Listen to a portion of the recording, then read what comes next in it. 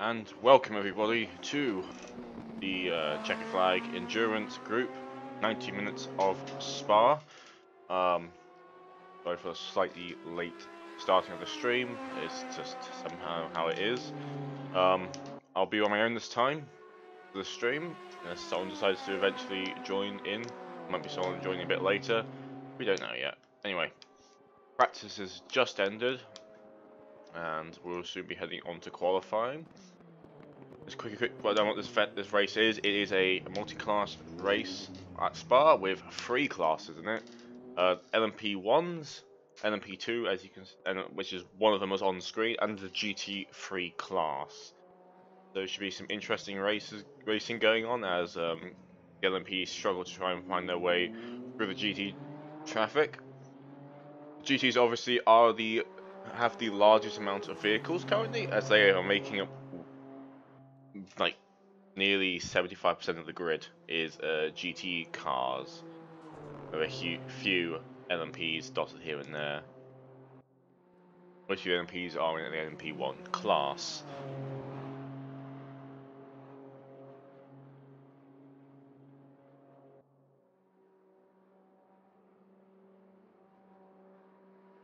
So we're going to wait for the end of this session to end, as there'll be a couple people joining into the session last minute.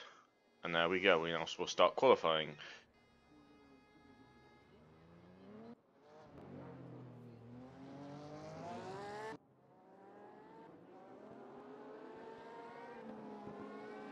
The first few drivers rushing out the pit lane. We're using the classic pit lane. No real reason why. I have not been told why they're using it, but yeah, as you can see, one of the LMP ones, you can see the speed difference already of the LMPs compared to the GTs down the Kemmel Straight. And it's just a ridiculous difference between these two cars.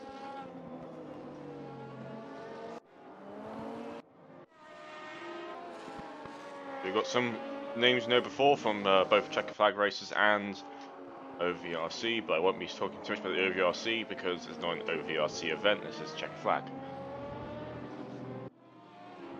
As everyone starts to roll on that out lap. I believe that's Thomas Jensen in front of Sven Jensen. They're not related, just happen to have the same second name. They're both in the LMP1 class, both in different LMP1 machinery though. I would know the names, but I don't, because I don't know the names of these ones. There's 30 minutes of qualifying. It's quite a long qualifying session compared to what is normally done, but then again it is a 90-minute race. Right now we have 24 cars on the server, and with all of them bar 2 being on track right now, so it's going to get pretty busy out there to try and set a lap time.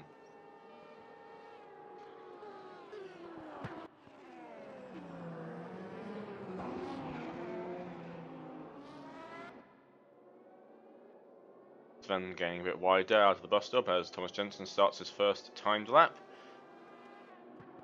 Down into La Source. Actually, it does. No, it's not. I'm wrong. We're using the combined pit lane, which means the start-finish line is down the hill. I knew that. So the first corner will actually be the Radiona Rouge. Technically, and there we go. Now he starts his timed lap. That's not going to be confusing at all. Up he goes, now heading down towards the Kemmel Straight as one of the R18s pulls out. I don't know how much performance differences are between the LMP1 cars. I think the R18 is slightly faster, but I don't know, I haven't driven these cars enough, and I have not watched these cars enough to really find out.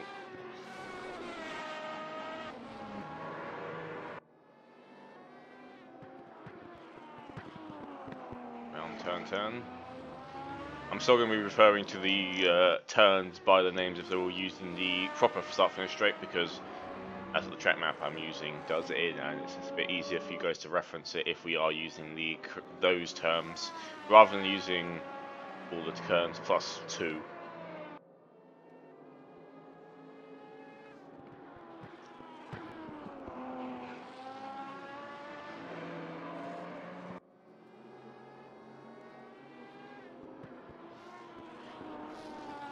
So we're slowly filling up.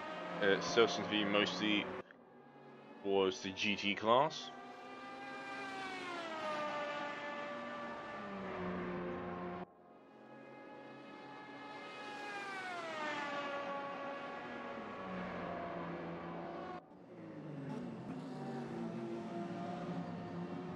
Through the bus stop.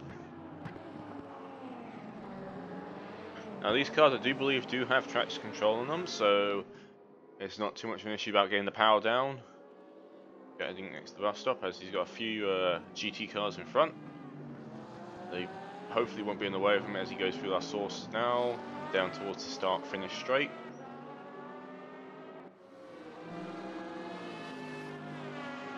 And there's your first time at a 1:57.5. I don't think his next lap's going to be very quick. He's got a bunch of GT traffic to deal with coming out of Rouge. As you're going to slowly start seeing some times be set. The next car, the third car coming along would be Gumpy in the LMP2 class.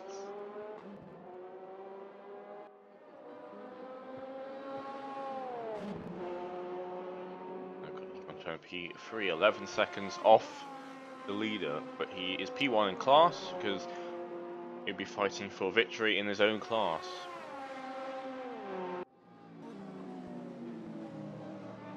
Sven Jensen is fast in his personal sectors right now. That's the first of the GT3 time speed set.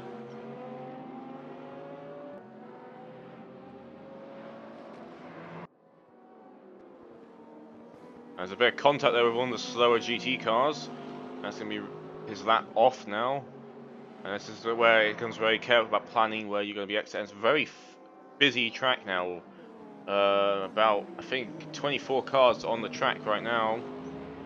He'll be very careful about trying to find a gap, and now he's got to deal with the LMP1 coming up behind him. Another one of our LMP1 entries.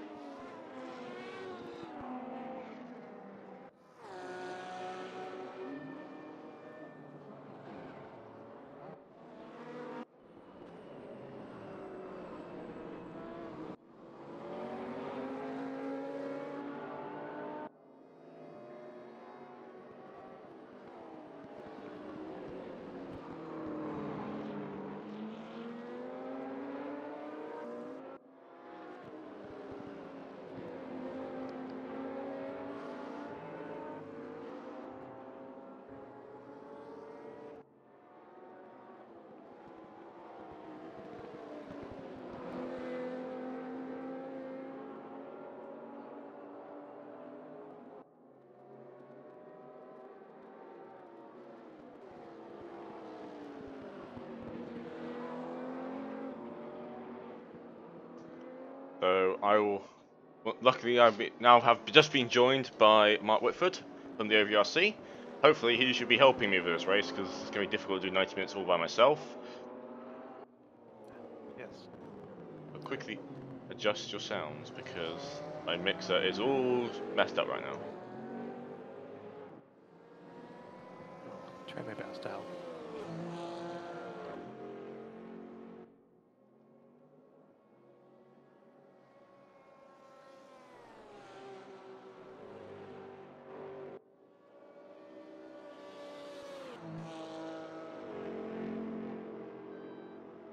So there's more time to start slowly getting set.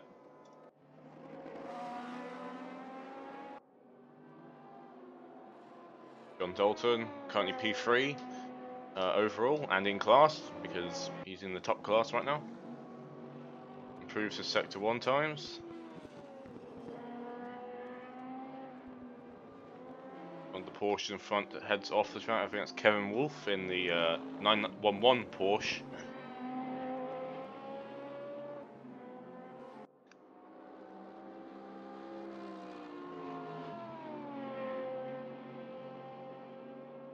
I got a bit of GT traffic up ahead. I believe that will be in the 29 AMG. Managed to get around him fairly easily with no major hassle.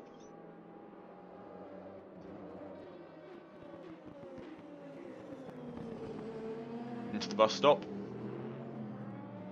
I'm taking this correct. We're actually using the full pit lane, so we're using the same pit lane that we use at the Spa 24. So it will mean that the pit stop times will be very long in this race, compared to what would be normally in a normal race at this track.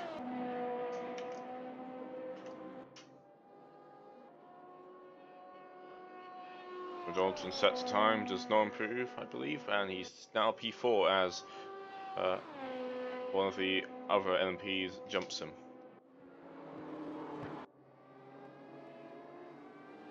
Becker with a fastest sector 1 time.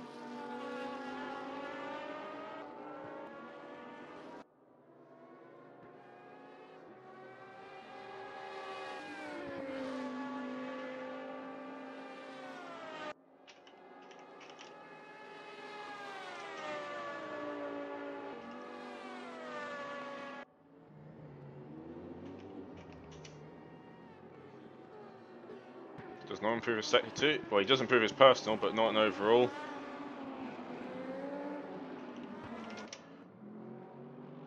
So this might not improve his current P5, and the slowest of the LMP1 field right now.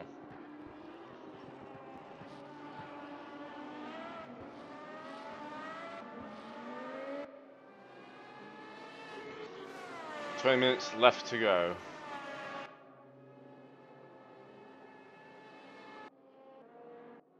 John Dalton back at another lap to try and improve his time.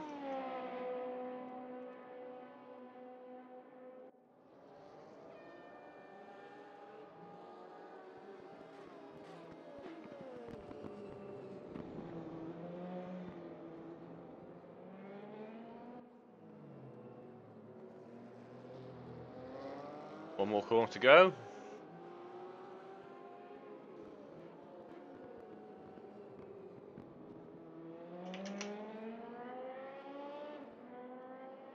You can see there on the pit straight, you can see where it's barriered off from the rest of the track.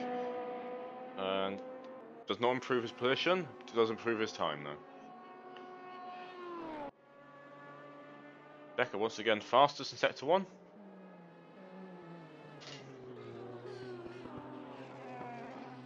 It's going to be quite hard to keep track of what's going on in LMP2 and GT3 because, fortunately, the nature of the spectator tool will prioritise higher positions, and of course the LMPs are ones that are going to be in a higher position than the LMP2s just because they're faster cars. So it should be less of an issue in the race though, but in qualifying it'll be very much a focus on the LMP1 cars. Becker's got to deal with one of the LMP2s, managed to make somewhat of a clean pass around him.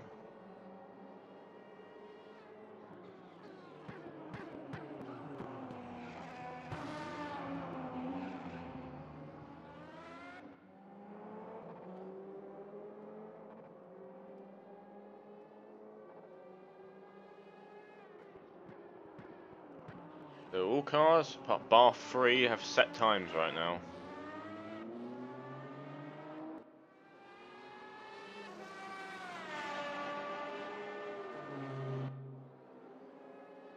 Becker does not improve his position or his time as he slams on the top of the wall at the top of the Rouge and sort of rolls onto track. So, GT3 car is downside at Kovalainen. A regular of both series. His down pushes up P12, which is the second fastest of all the GT3 cars. Robert Nygaard wants to improve both his times. Then P2 is approaching, but you may be able to get in front, keep in front just before bus stop.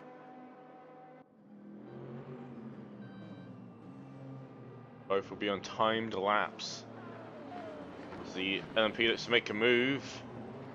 Nygaard has to go very deep there and might have compromised his time here.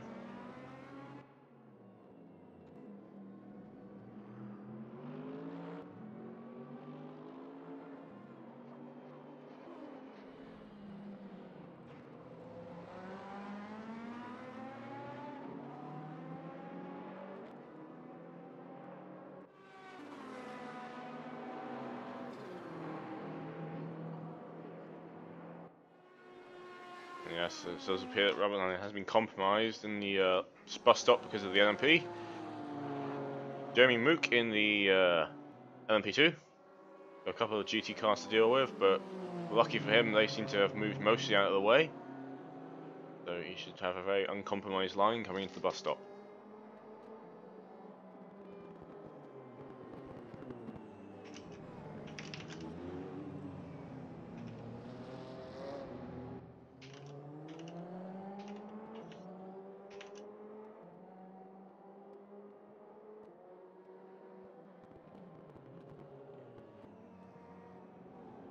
To the final corner.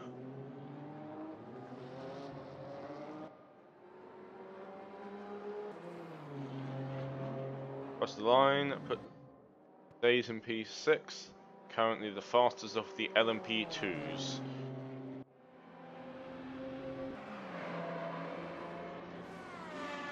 There seems to be quite a time difference right now in the LMP1 class, as Jensen's managed to secure himself a 1.4 second advantage over everyone else in the class right now.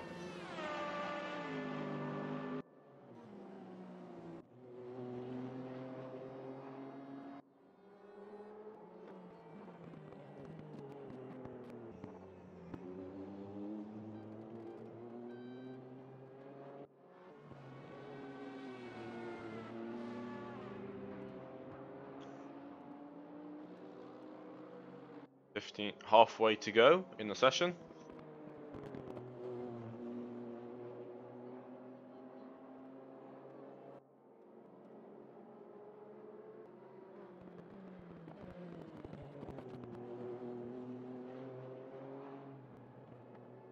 Once again, currently Mook is the fastest in LMP2. Saying that, he just... Nope, someone else, someone behind him does jump up, get a bit close to his time.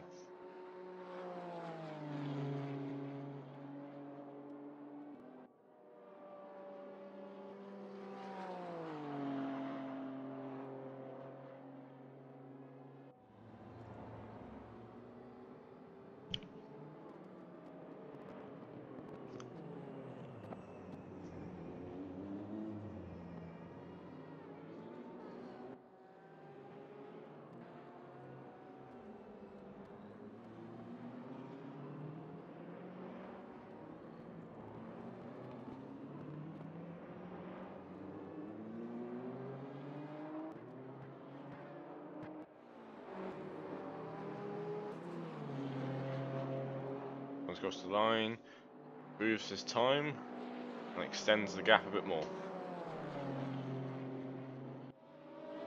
John Dalton is currently improving his time. He's currently in P4 in LMP1. That's one of the slower ones of Mick, who is yet to set a time in LMP1.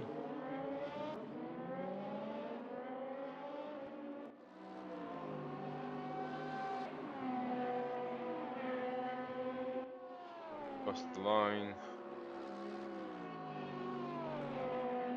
It's not improved his time then.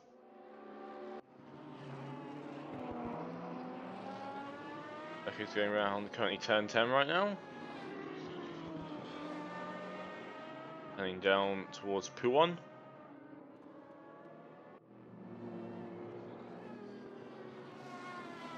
Just going to lose a bit of it and slams into the wall there.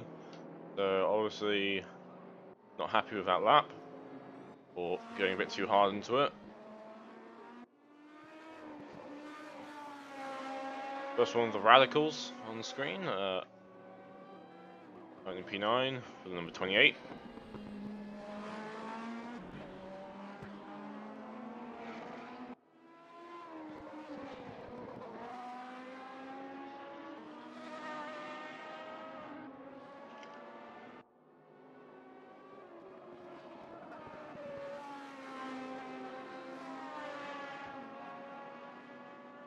He's got to worry because one of the LMP1s approaching, I believe that's Thomas Jensen, approaching fast but behind, so he's got to both trying to cause the least amount of compromise for both of their laps. Of course, the LMP1 is a lot faster than the LMP2. At least the LMP2 looks better. Just managed to get past there. Hopefully not too much of its time is lost then, but it is a very full track right now.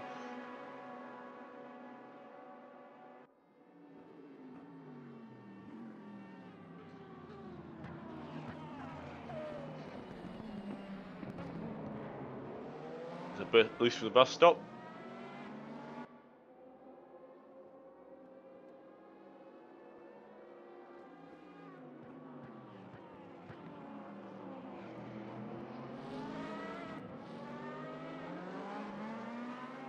Loses it coming out of the source and slams into the wall, the pit wall there.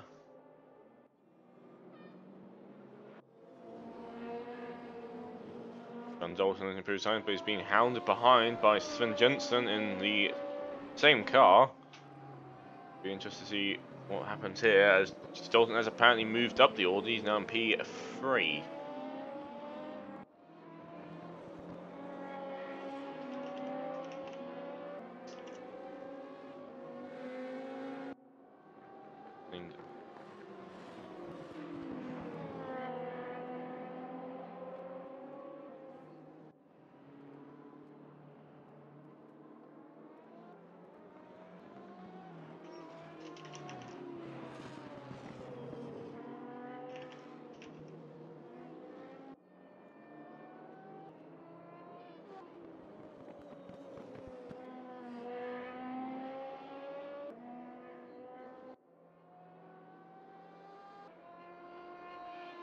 Appears to have lost some time in sector 2.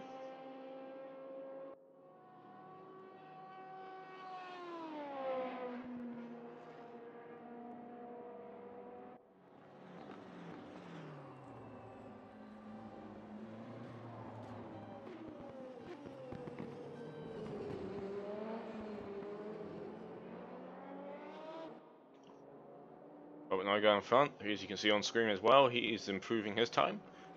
Currently got a 2:20.19.6 in P18 overall.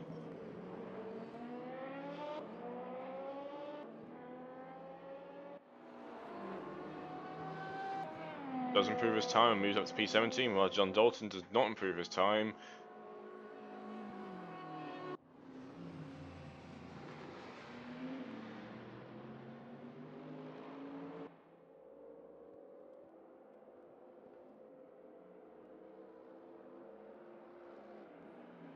I only have one R18 right now in this race. But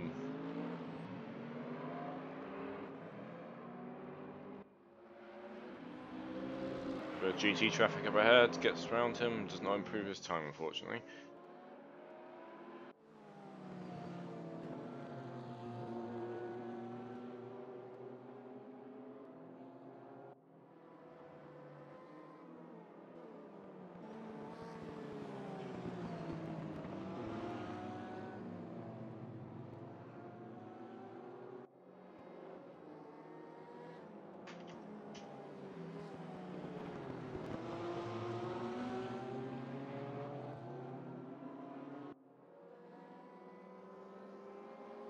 GT traffic in the way, flashes light to get past the Porsche.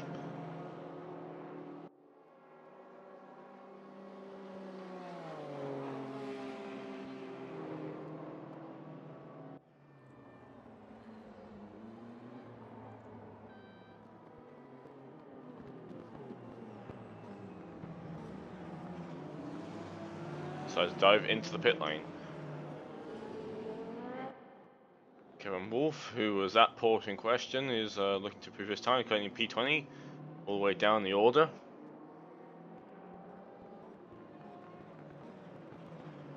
We've got Connor behind him in the BMW. We've got a few BMW M6s out this race.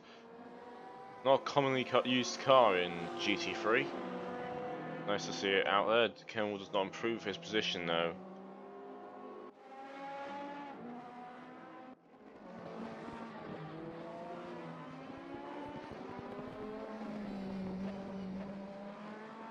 Around. There seems to be a lot of people trying to improve their times, but only improving personally and not moving enough up the order to get anything really out of it.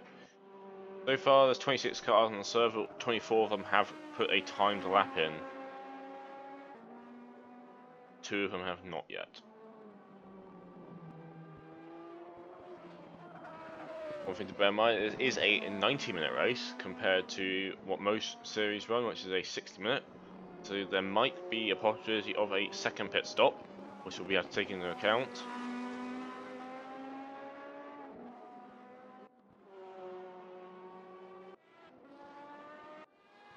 Current leader is setting a faster sector 1, very wide out of turn 11 then. We might have gone off track.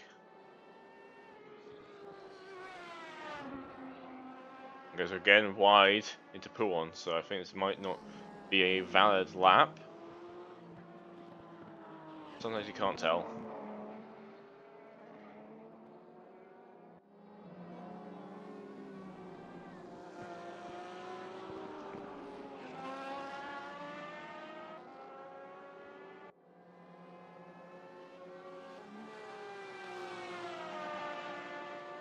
And yes, this is an invalid lap. Connor, who's just ahead, is trying to set a faster lap in the GT3. Got a LMP2 in the way of him right now. LMP2 is very slowly through the bus stop.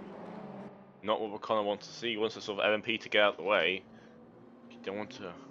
Getting held up by the faster class, I mean, is fairly annoying because you have to.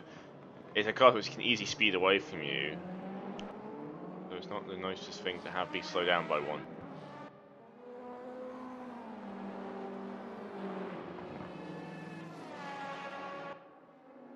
Connor does not improve his time actually. Stays down. Joseph Mitchell has yet to set a timed lap. He is yet to qualify. Currently all the way down at P26.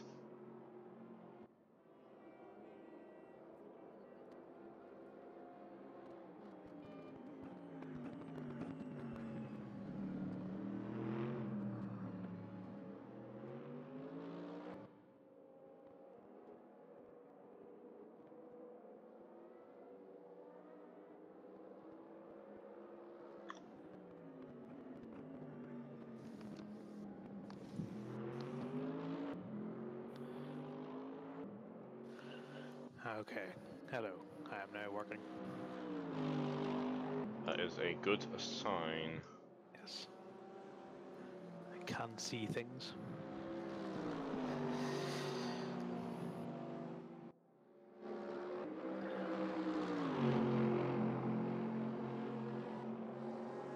Right, so there's less than 5 minutes left in the session.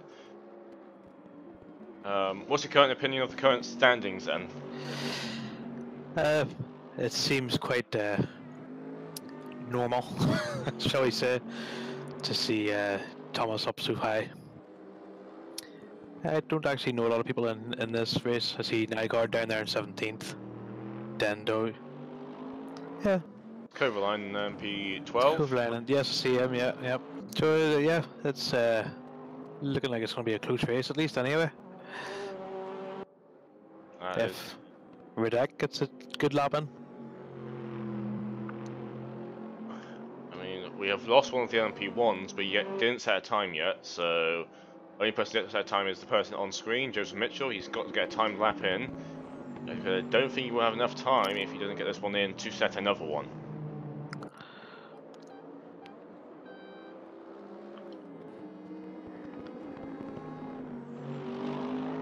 Okay, I'm still trying to work out these things here to see how it all works. A lot of information. You get even more if you really feel like it, but I won't give you that right now, because... Well, I'm okay with what I've got at the moment. Hopefully you can give me some more insights about how it is to drive these cars, because you are a lot better driver than I am. I don't spend a lot of time on the P1s. That's not something that I've really took to in this game. You got experience in GT3 though, and GT3, yeah, there's split, yeah. And I can comment on GT3 really well.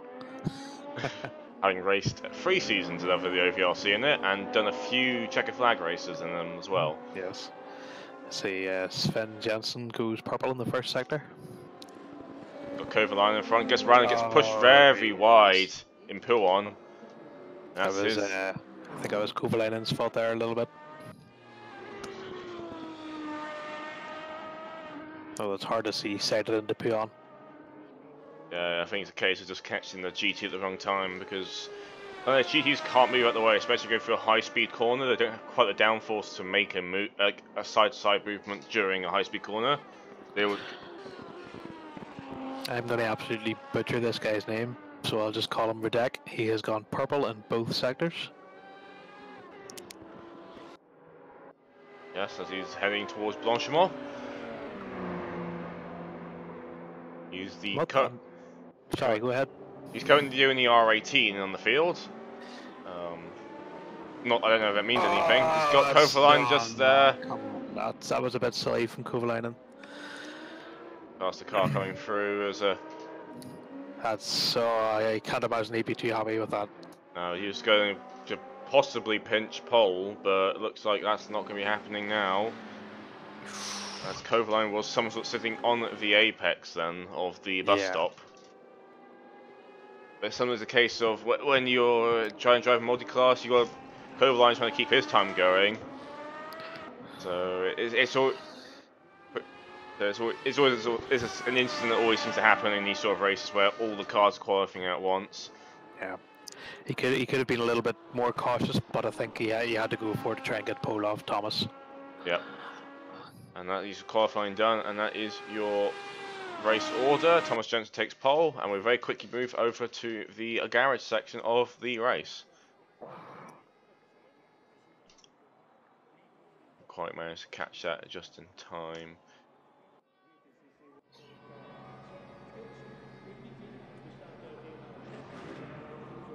So, as the drivers start to line, so you move onto the grid. Remember, we are using the classic start-finish line. So it means two things. A, the start-finish line, your first corner is the Radion Air Rouge. And secondly, you have a really long pit stop now, because the pit lane is, I think it's nearly like a kilometre long or more in length. So it's, yeah, I think you maybe see people go lap there in pit stop session, the pit stop phase, should I say. Right, the cars start revving up, the lights go red, and we are go for the 90 minutes of Spa. Thomas managed to get a fairly clean getaway as some of the cars behind him do bog down. So you see a lot of movement up to the next corner. Yeah, but some of the P2 seem to get bogged down into the GT traffic. Someone got very close there. But so far it's been mostly clean. As the deck has to cut the corner then. And loses a bunch of positions out of it. So he's now moved down to P5 in class.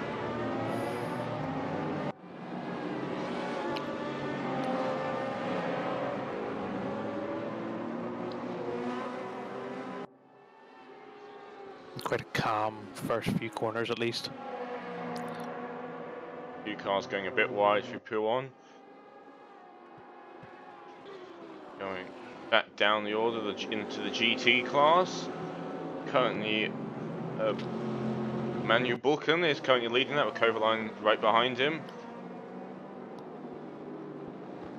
And in P Prototype 2, Mook is leading that class with a 1 second gap already over Gumpy. The Corvette's a good choice around here. It's very easy to drive on this track. A lot of action going on into the bus stop now with the LMPs, darting all over the place trying to make a move happen. Doesn't seem to be any movement. Yeah, as one of the, and Sven Jensen is off into the tyre barrier, loses it through the bus stop, and is now getting swarmed by the P2s.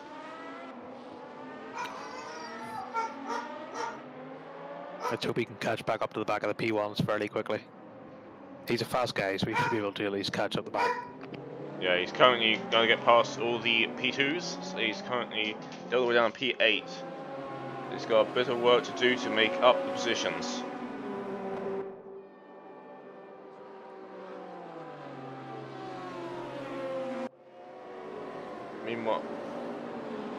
Meanwhile in GT3, the cars are still fairly close together. The gaps are beginning to form here.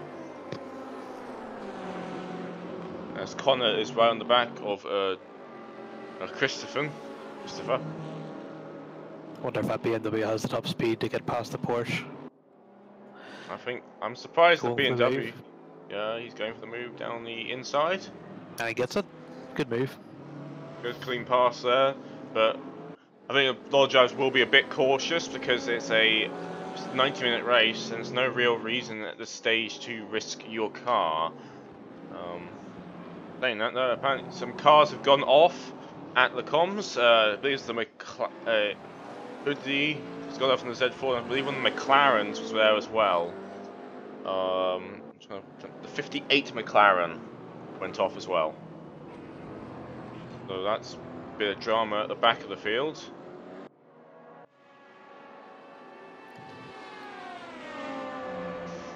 Meanwhile, in P1, the leaders have managed to make somewhat of a well, the leader has made somewhat of a break, but John Dalton is trying to make a move onto Becker, and also loses the back end again. It's into the side of Dalton there, I think. Or was it Becker he got into the side of? No, I think he went on the side of Radler, and he lost. So he's now lost a bit of time then, and now is back in the glimpses of Radek in the R18. Sven has broken away from the P2 cars, so he should be catching up to these guys fairly shortly. He's 9 seconds behind, so he's got a lot of work to do. If I was in this situation, I'd probably go long on the pit stops and just try and run as hard as I can. Right, looking to make the move. He's on the inside, coming to the comms, and he does seem to have made the move stick. So he's managed to gain one position up. John's looking to make the move back on him though. Surprising amount of close racing, because high downforce cars have generally got the negative vibe around them as that's been causing bad racing, but in this case seems to be a lot of close racing going on in these LMP1s. Yeah, it's nice to see some good racing. Currently a bit of a movement going on in the back of the GT field as Hoodie managed to make the move on to David in the McLaren. Oh, side by side up to Radion. This isn't going to be good. Oh! Yep, slight touch there from both guys. Oh. Oop. Bit of argy-bargy going on. Oliver lost 2 places there. Radek is trying to close in the back of Becker right now. They're heading to the bus stop now. He's shoved to the outside of the bus stop as Becker takes the inside line. And he's got John Dalton to the side of him now. It's nice to see these cars so close together, even though they're so different. He already has all the low down torque. Yeah, but that he's powered by a diesel engine compared to petrol, like most of the other cars are. Be interesting to see if he can go so much longer on fuel than the others.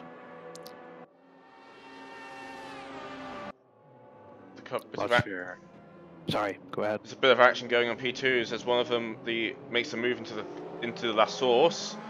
Doesn't seem to make it able to stick though, but gonna have all the slipstream now going into Radion. David Lewis ended up in the wall there. Up at the com, I think it was. No, it wasn't. Sorry, he's far down in there. He's Stabilo. I'm not sure if he came together with Oliver Paul or not. He's lost a lot of time though, so Those two were very close together, but I don't think there was any contact.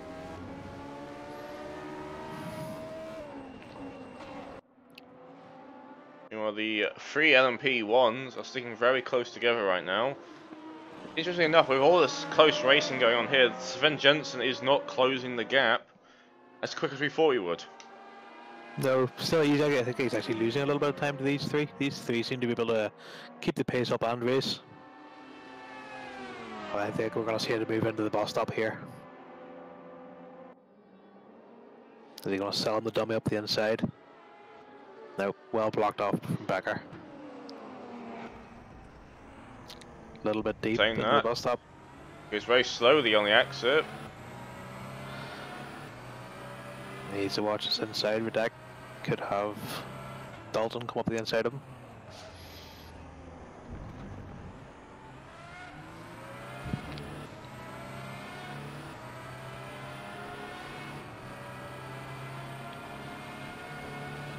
Johnson now with a 10-second gap, back to second place. Alright, Radek's going to be all in the slipstream now.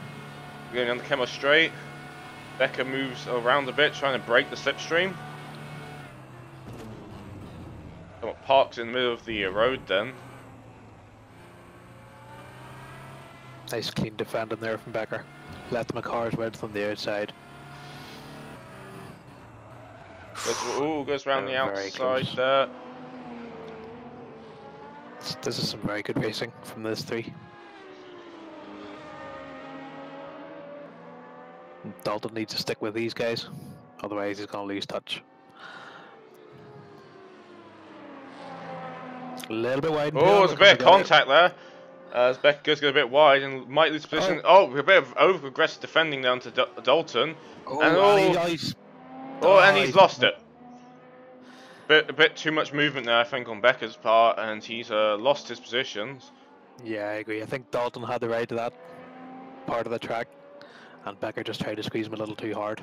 Speaking of LMP1, Sven Jensen has retired from the race, so he's decided that there's no point continuing his LMP1 efforts. Manuel Boken has built a rare second gap on Kovalainen.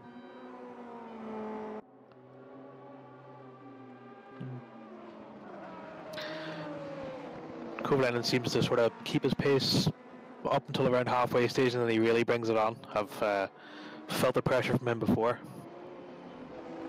He always seems to be a little bit slower in the first phase of the race, and then it comes around to him after the pit stops.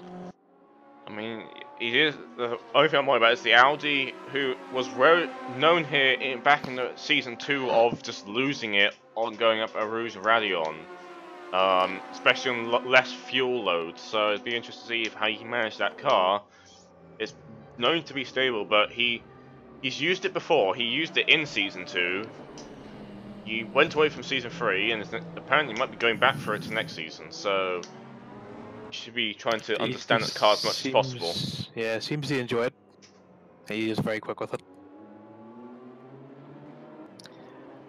I'd imagine it's probably just a little bit too low ride height was causing the bottom out in the Rouge.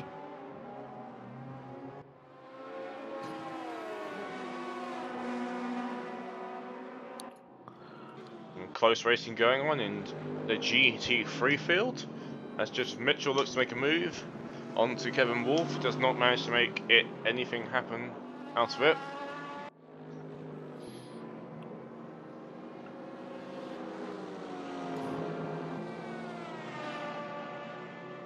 Oh, they're coming up to get lapped by Johnson now, so he'll have to be careful of these three. You watching board Jensen go past 1, 2, 3. That was very clean by Jensen then, as he starts to cut through the traffic now. Oh, and a nice move there. Up, it ended badly.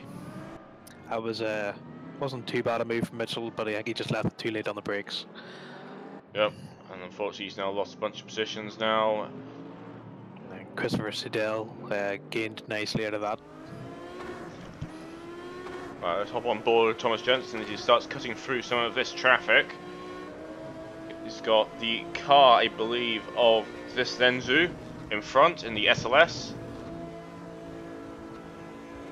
can see the speed difference there. It's almost like you blink and it's gone. How quick these LMP ones are.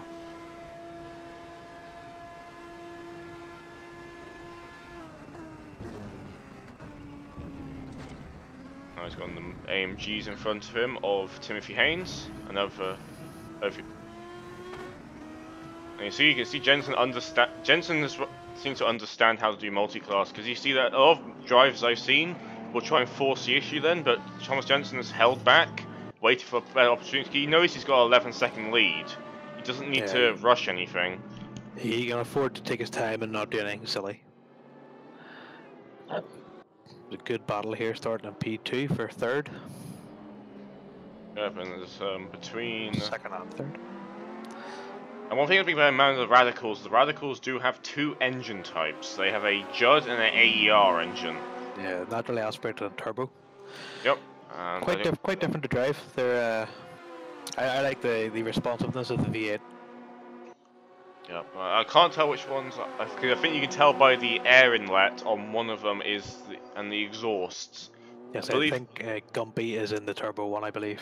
No, Gumpy's in the Mistral, I think, or the DMD. Okay. Oh, and he does. Oh, there's a big incident up there. That's a bit of contact, and fortunately, it does seem that Indianka has lost a position out of that bit of contact there to Laszlo. He's going to be fairly annoyed about that because he didn't really do anything wrong then. He just sort of hit in the side of him, but now he's got to make his positions back, and that's unfortunately has ruined that fight somewhat. Yeah, Wobby is catching nicely on Durslin. It's a nice little battle starting here, and Durslin is right up behind Mathiasen. One thing about Wolby, which is he's very common for taking riskier strategies when it comes to tyres. He's very good at making tyres last the 1 hour stint. So he one of the drivers I think watch out for when it comes to pit stops, because he could easily do a 1 hour stint with the tyres and then change the last stint.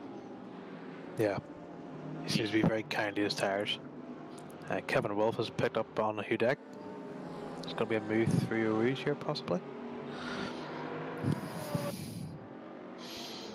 Meanwhile, this battle between GT3 has got the LMP1s approaching very quickly. Radiak is now right on the back of Wolby.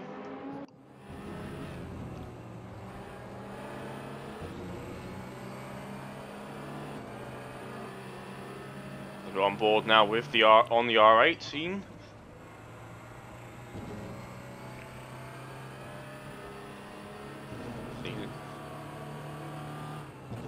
The GT3 is slowly splitting up, but not too badly yet. Kovalainen has dropped back a bit from the leader in that class. Kevin Wolf did indeed get past Hudek up the Camel Straight.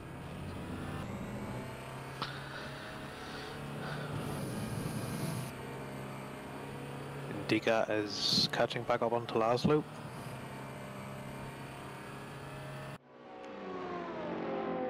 John Dalton's managed to be hanging with Radek as they are going through this traffic, so it seems to be that both of them have been very lucky when it comes to meeting traffic. But Thomas Jensen is making a gap though, so he needs to put some pressure on. Dalton needs to put some pressure on. I don't know actually what's the very best way to do it, because they're losing to Thomas Jensen and they need to close that gap at all possible. So it may be better for him for now just to hang back and sort of just work along with Radek and see if he can try and get close to Jensen, but we'll see what happens. If Radek gets the message, he might defend a bit too hard if he gets a bit too close. Yep. But it's meant it is a 60-minute race. We are not near the 1 hour point yet, but not 60-minute, 90-minute. That's what I was going to say. I'm getting confused again. It's okay, we'll forgive you. Radio Slow is slowly closing the gap back onto Laszlo in LMP2. They're both in Radicals. I don't know if they've got the same engine though. You can often tell by the engine note, but a bit too much stuff going on around them to really tell. I think actually they're both using different engine types. Okay, I think one is using the big slide there. And saying that, Laszlo does lose it, and no, It was an easy ending. It was like, yep, I'll have that. Thank you very much. I wonder if he can pull away from him now. that's the question. They did have quite a gap though, as oh no, that's the timing bug. Gumpy is losing a little bit of time to them. Connor's gone very wide out to Pool 1, and now the Christopher's Porsche is right on the back of them, and good to watch out as well for Wolby. He's also on the back of this whole pack of cars. Surprised that Connor decided to take the M6. It's quite a poor car on the brakes, and Spa is something you need a good car on the brakes. Gains you a lot of time in Spa. Well, I understand about the M6. It's one of the nicest cars to drive, but it just produces too much drag around it to really be a competitive car. That's just heavy. It's a big boy. I think Walby might try and just hang back a little bit here and see if anything happens between these two. Yeah, Wolby's. From us watching Wolby, he makes most of his positions up not by overtakes, but just by waiting for others' mistakes to come out, and then he just capitalizes on them. That's one thing a lot of drivers just don't seem to be able to do, is just hang back and wait for things to happen. Yeah, he keeps his nose clean. And we have Kristen Sudell catching up onto Nygaard. Through Nygaard's doing quite well in the M6 as well. That's a strange choice from him. I think he's always liked it, but I don't think he's ever managed to get in the races. They get a bit side by side into the comms, looks like. Kind of taking the defensive line, is still just enough ahead. It was quite interesting, the fact that the two cars behind him, especially the Porsche and AMG, are very well known for straight line speed. And the fact they're not gaining that much time on the M6 in a straight line. Yeah, he could be getting a really good exit out of Radeon.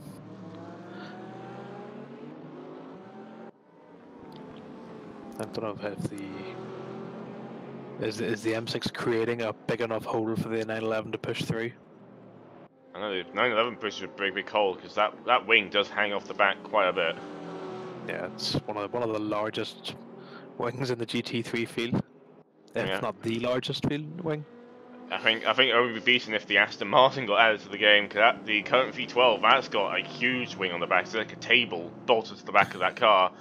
But in the same way, it does have no diffuser on it. And oh, he goes a bit wide there, Christopher, and might lose to get position to Wolby. Oh, and he goes a little bit wide again, onto the gravel. Wolby's now very close to the back of that Porsche now. I don't think he'll send it down the inside. I think he'll just keep with him and try and catch Connor again.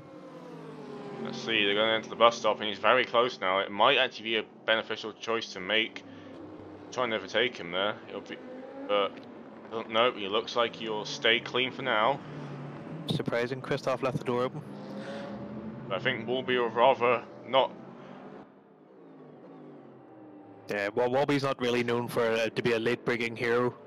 He just drives his race and benefits in other ways.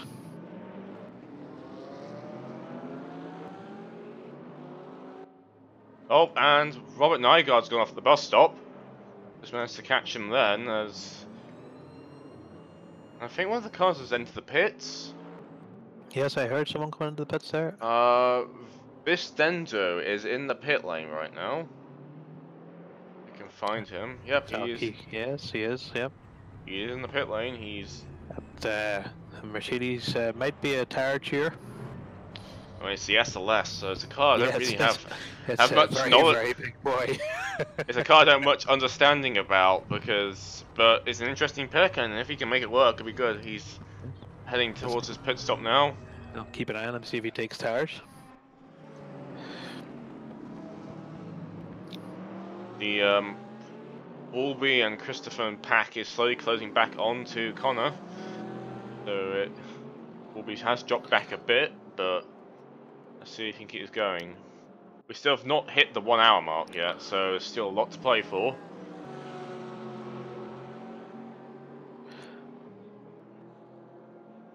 instead of doing is not taking tires, he's just taking fuel. I'm assuming he's going to try and do the 1 hour on the tyres. The only issue now is pit stopping without doing tyre changes, meaning you have very cold tyres coming, not cold. You are going to have cold tyres because you've been sitting around for a couple of minutes in the pit lane. Yeah, Not, lose a couple of degrees, but it won't be too bad. hopefully not, but it's got to be a bit careful exiting that pit lane. Luckily, these cars, the tyres are actually fairly resilient to tyre temperature changes. But that might be something to watch out for.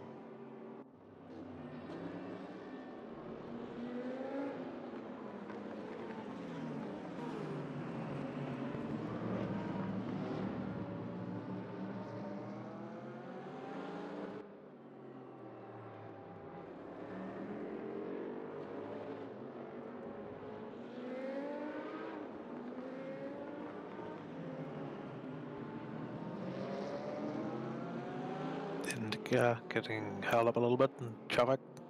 Lost a little bit of time to Gumpy. Oh, I didn't even read. Thomas Jensen's dropped a lot of position. I didn't even realise until I'm just looking now. Oh yes. He has done a pit stop. So, this Thomas Jensen has done one pit stop. Be interested to see where everyone else is now. He only dropped about 30 seconds though, so I don't think he took any tires.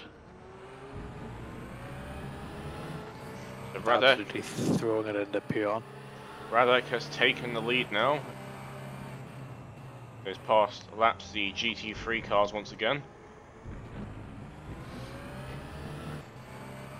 Dursulin's catching to back up to Connor. And Walby has followed. Although he has lost a little bit of time. Oh, spinner in front. Who's that? Paul. Oliver Paul has span. Who's starting the best race right now, is he? Let's find where he is in the order right now.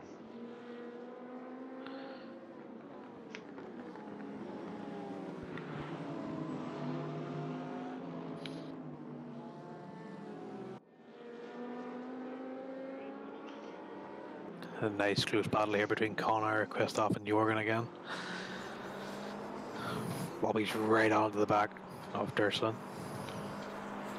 This will be his chance. It needs to be his chance. Good.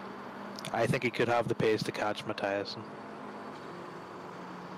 I think he does at this rate. He's looking like he might be able to do it.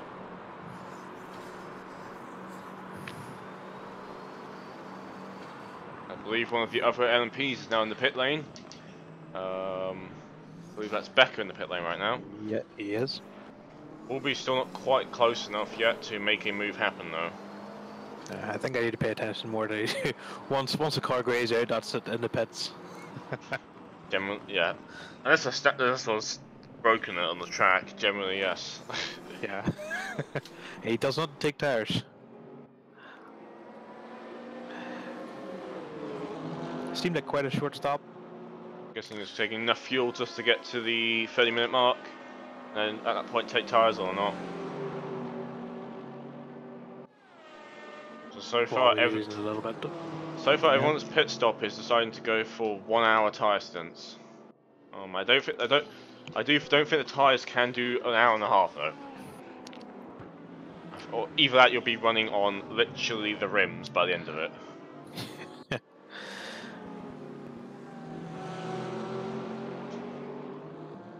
Some good defending by Connor Mathiasen here. He's gonna just placing the car nicely, he does get a bit. Does go a little dip, yep. He goes very deep then. I think these tyres are coming up to past their best. Oh, I think more cars are pitting right now. Yeah, he's having to slow right down for peon. Could be putting a little bit too much stress through the front tyres and losing a little bit more grip. Well, LMP2 approaching. Redact doesn't take tyres. Let's see if Dalton does. Redact has now passed Dalton in the pits. Dalton's lost a lot of time. I think he could be going for tires here. Or just a really long fuel stop. Yep, no tires, just fuel, but a really, really long fuel stop for Dalton. Could be a up to the brim job. I don't know how long the tanks on those cars can last, because the tanks between class of the tank length stint distance is all different. So it could be a case where the tanks and MPs can just last longer than the other cars. As Mook enters the pit lane, David Luiz has retired. he was hanging around the back, so maybe just another case of not seeing the point in running further. I think the gap between Connor and Anti-Kovalainen is closing down. But that could just be me visually seeing it, because I seem to see Kovalainen a lot more in pictures when watching this little pack of GT3 cars go around. Yeah, not too far behind. He could have had a little incident somewhere we didn't notice. Thurston has a good run on Connor here. Looks out, looks to make the move. Connor doesn't defend. Oh, he thought better of it. He looks out for it. Surprised because Connor has been defending the inside line pretty much every time there, but he didn't that time. Looking again for the move, but they are closing on Connor now, so Connor's definitely going slow at this point. None of these cars have taken tyres yet, though. Well, not tyres, but fuel pit stop at all, so they're going to be interesting to see what strategies each of them take. I think if Walby passed him, he probably would. He probably have the pace to pull away from him. Oh, and Gumpy has span at the bus stop. And he's not moving yet.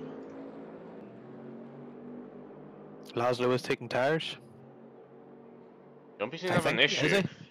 No, he's not. Sorry. It just looked like he was off the ground. Gumpy's got an issue. He's just flashing his lights there, but he's still static on the bus stop area.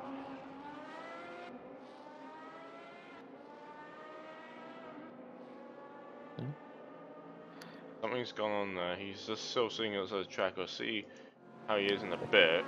It is showing him his grade out, so it could be as he's retired and it just hasn't. Oh, Warby's looking to make a move though right now.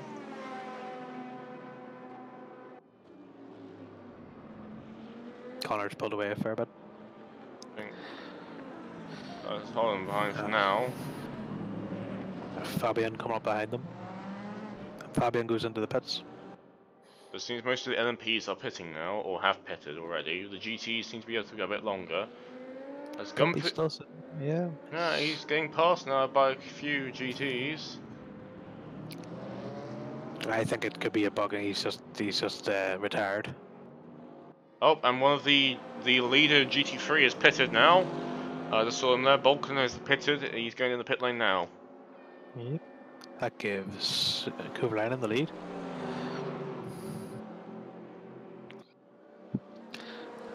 If I was Walby, I would probably do what these guys in front of me don't do. Oh, they're going too wide now into the comms. Connor has that inside line. He's just gonna keep it there. Yep. And Walby goes. Oh, that's gonna be inspired. No. Oh no, he doesn't get it though. I think he's just still waiting for these guys to make a mistake. I think he's still in the mindset right now, just keeping the car going. Tires for Malmal Balkan. So he's going for a tyre stop at the hour mark, as we have gone over that hour mark now. Fabian again, I think, is also taking tires. Okay, Gumpy's officially retired now. Just checking that very quickly. Yep.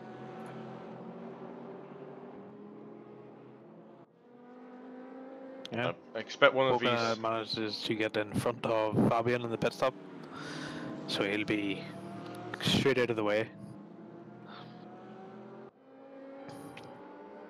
It's going to be interesting which of these three cars will pit stop first. Because that will decide this battle, I think, in terms of who turns out on top. I think if I was Walby, if they didn't pit by the next lap, I would pit to try and get the fresher tires. And that would put you ahead of these two guys, no problem. Dandy's catching up onto Hoodington.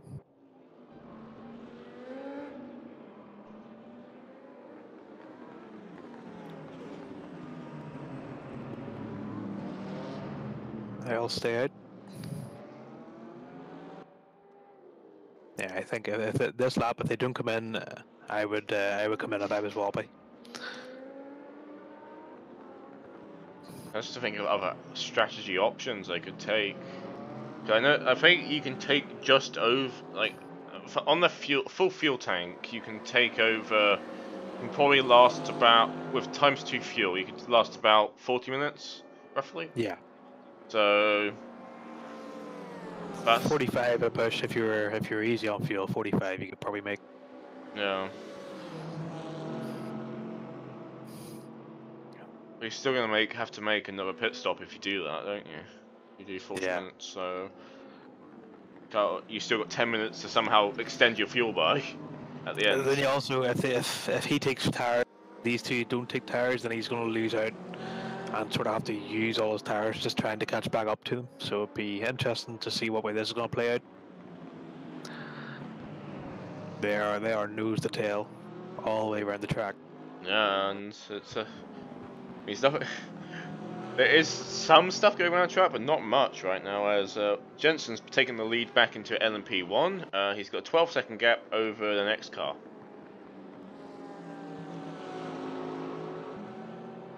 Dalton is a further 18 seconds back from Redek.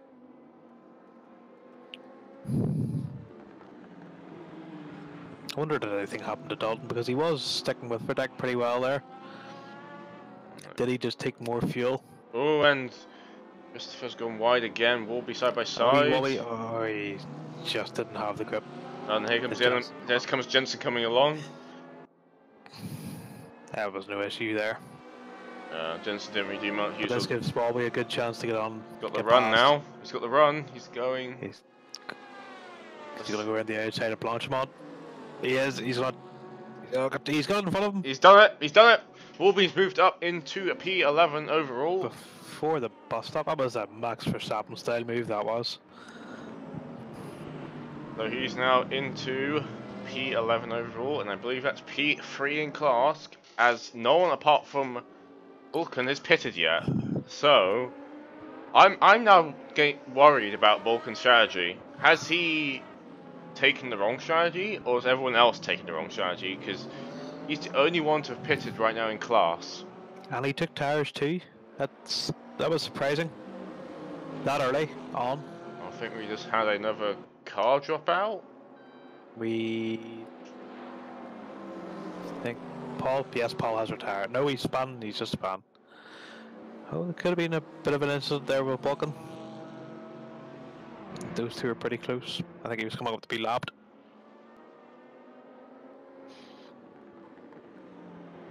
I think we have actually lost the car because my spectator menu has dropped a row of cars. So I think one car has disconnected. Oh, and here comes the LMP, the R18. It's cutting through the field right now. This could help Walby. He's going to catch Connor at an awkward place, I think. And Puyon. No, he's only going to pass him straight right now. The R18 managed to get past him. Yeah. The R18 is held behind Walby long enough. Actually went a bit side by side there into turn 11. Walby starting to pull away from Thurston. So yeah, that is interesting. Now Walby is on the back of Connor now. Walby does have the pace to get past this guy.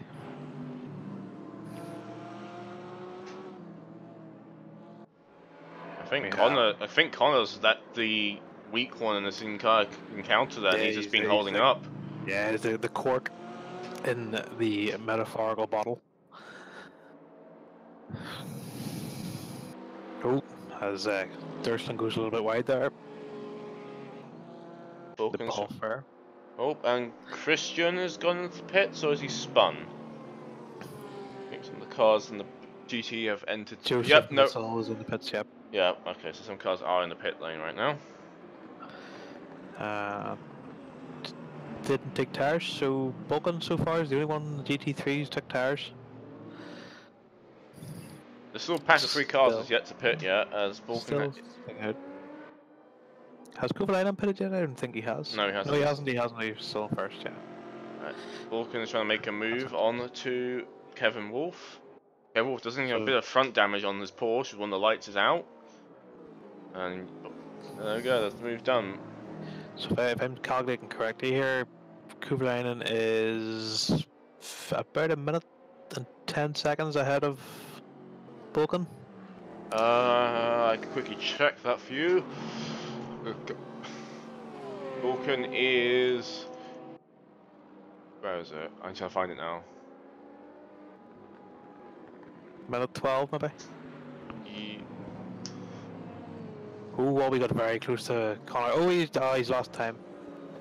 Oh, but... The P1s. Oh, the Oh, car's in the barrier there. What Joseph car? Mitchell, he was just in the pits. He just got new. He might not have took tires. He's gone off at the comms at the exit turn 9. He's probably hit the curb and spun it round. Yeah, I can understand it because you come out of the pits and your mind sort of tells you you've got new tires, but you might not. So you sort of think that you've got more grip than you do. And it's quite easy to lose it just on your outlap. Okay, just confirmation what I was saying, that we did lose a car. Hoodie got disconnected, apparently. Becker has spun at the top of, what do you call it, the comms. Yep. And he's now going to be overtaken. No, I think he's lap up already. Yeah. He's got a bit of front damage now onto the front of his LMP1, so he's got to be a bit careful about that. His tires are still dirty, that's going to hurt him. Fabian's catching up to Indica again. Wally's still right on the back of Connor. Some good defending from Connor. If he doesn't have the ultimate pace, he's been keeping these guys behind him pretty well. Oh, he's looking to get... I think Connor might... No. Okay, just perspective. LMP2. Oh, that was very close. And in the pits comes Connor. Oh, and does Christopher go in, or was that a... Yes, so okay, He does, yes. So Wolby's now has to pit this lap. I think that might have caught Walby off guard. He should... it's going to be interesting to see what happens now, as Kovalainen's in the pit as well now, so... Oh, is he? Is it my... No, Yes, he is, yeah. Sorry, it's my overlay being a bit buggy. So Walby now leads GT3. Interesting. Let's see if these guys take tires.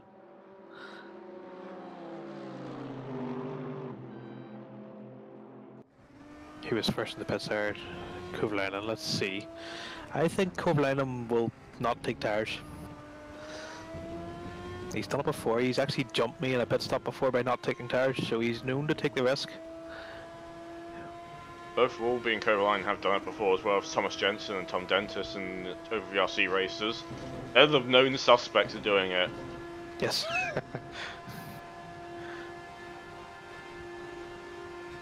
Yes, Kovalainen is taking tires. Just rear tires though, by the looks of it. Maybe he believes he can make the fronts last.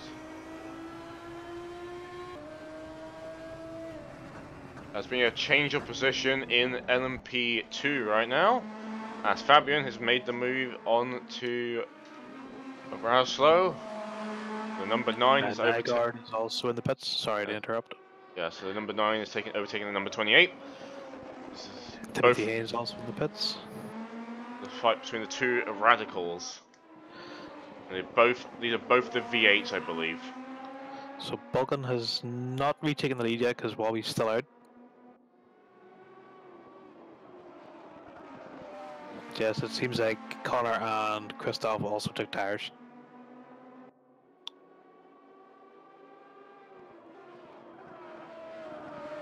If I was Walby, I'd probably not take tires just to see if that worked out. And then take tires in the next stint.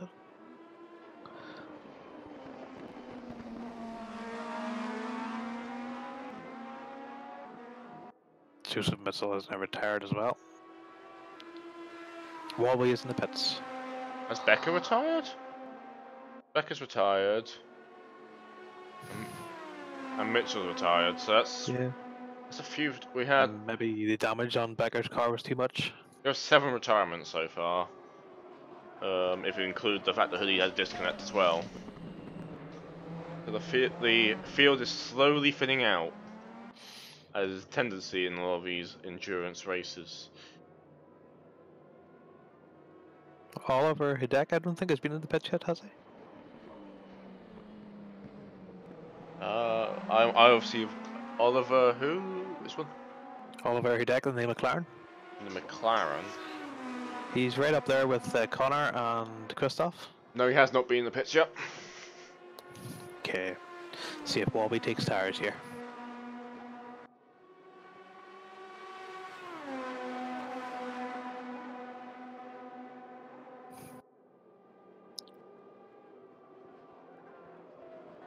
He does. Walby is taking tires. So those tires, I believe, will be going on him till the end. Yeah, that would be the smart choice. Balkan, I mean, he's maybe gone a bit too early on the tires. I think he's gonna definitely have to take tires next time. Fabian's gone a bit deep then into turn 10, but managed to hold in the position just enough. This is currently for P2 in Prototype 2 class. Christian Sedil is catching up on the Dendo.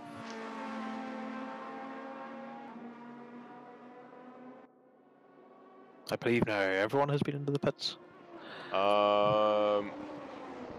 Walby has. Wait, has Oliver been in? He has a Walby has jumped Connor and in the pits. Yep. But Oh, he's gonna be close. It's gonna be close. Oh, he's just gonna get up. So Connor re-inherits his position again. Connor had a good run up a Rouge and managed to just get past Walby. So let's see if Wolby can keep his pace going. As I think all the GT3s are taking tires now. Yes, I believe they have. Okay. I think that Balkan's gonna pay for that early change. He is gonna hurt later on. I mean, yeah, he's got to take those till the end now, and they got an extra about 10 minutes on them, or more actually, I think. More, I think. Yeah, he was what, about 25 minutes in today? 25, 30 minutes in. It was way before the hour mark, I'm pretty sure. So he's got at least 25 minutes in those tires so far. Fabian's now going to defend from the Radius Law in the Radicals to go down the Kemmel Straight.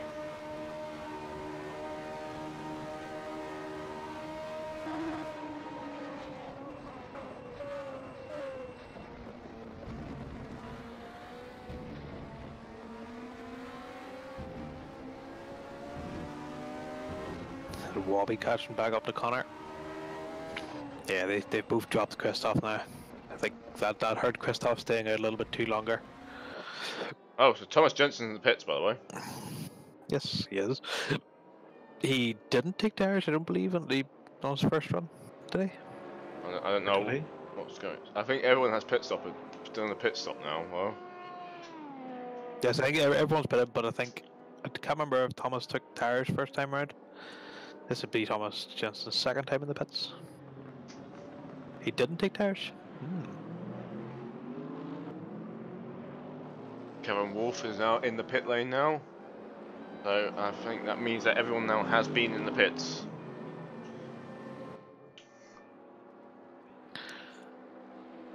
Walby has a good run up over here. Not as good as Connor. Connor had a really good run too. He gained about a 10th.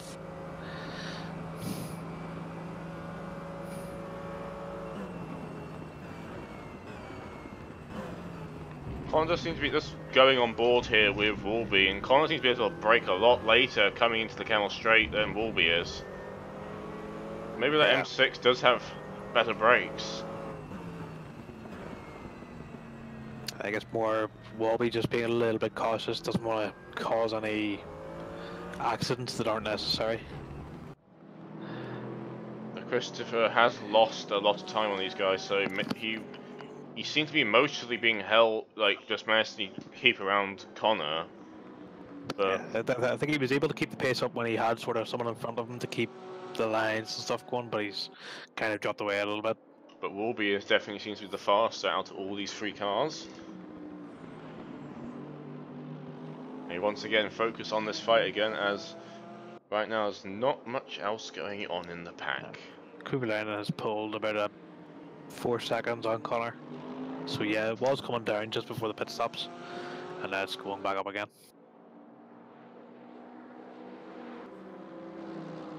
Saying that, Warby's lost a bit of time though on Connor.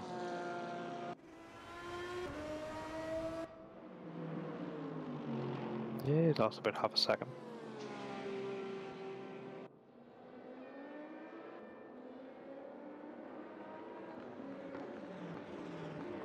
Just keep an eye on this gap between Borgel and Kovalainen. Oh, and Oh, Warby's in the... Walby's in the pits. Oh, did he forget to refuel? I forgot Warby's also got a penalty.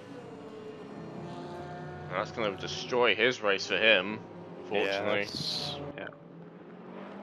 He's going to have to do something now. Can't... I mean, you could just... I guess the only thing he can do is just... If it's a drive-through penalty, he cannot pit stop, so... He's going to have to do something incredible now to make any positions up now.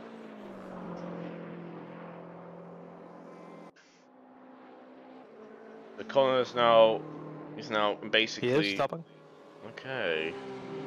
So it's possible he maybe didn't fuel up properly. Maybe.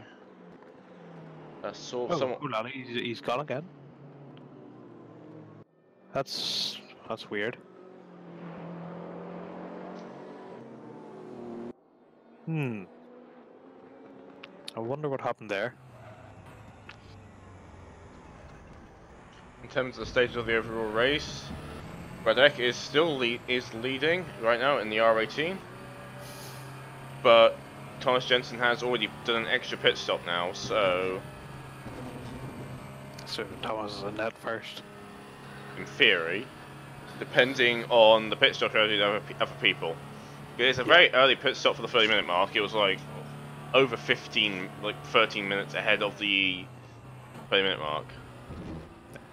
That's disappointing for Robbie. I wonder what happened there. He just seemed to come into the pits, turn the car off, and then about 5 seconds later turned it on again. It has to be fuel. It has to be fuel then. But then he has to make another stop anyway, so I don't see why that would be beneficial to him. Unless you can do some serious fuel saving to keep it going. He only done what, 2 laps I think on the fuel. Yeah. He's now all the way down P16 on the back of Robert Nygaard. Yeah, that's an odd one. Definitely like to hear what happened there after the race.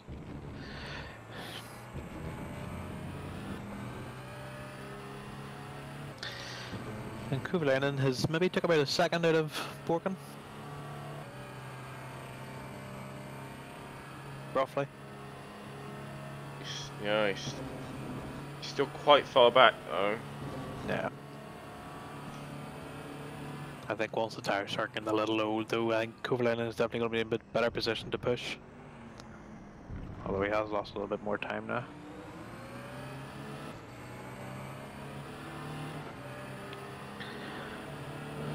So the only real battle we have at the moment is Nygaard and Walby.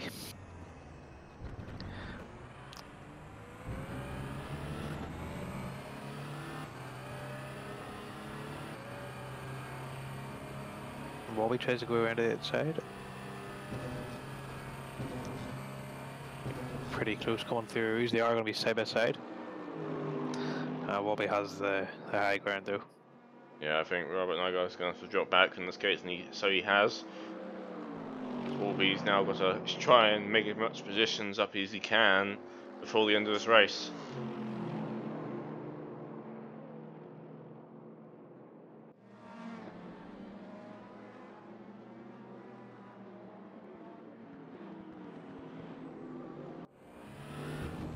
Our current leader, Radek, is doing good progress on traffic. We're just watching him now as he's cutting through off the GT field.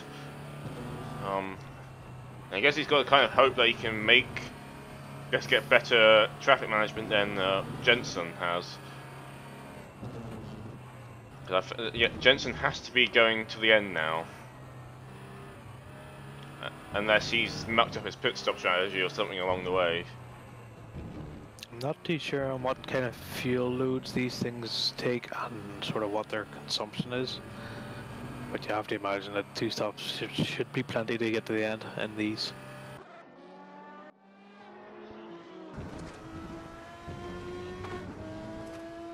So Jensen's now got to do the same thing as Radiak and John Dalton Henry has done and cut through as much of this slower traffic as possible.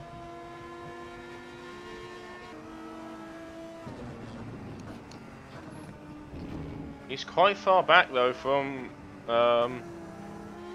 Yeah, He's over close 40 to 50 seconds. Yeah, close to 50 seconds behind.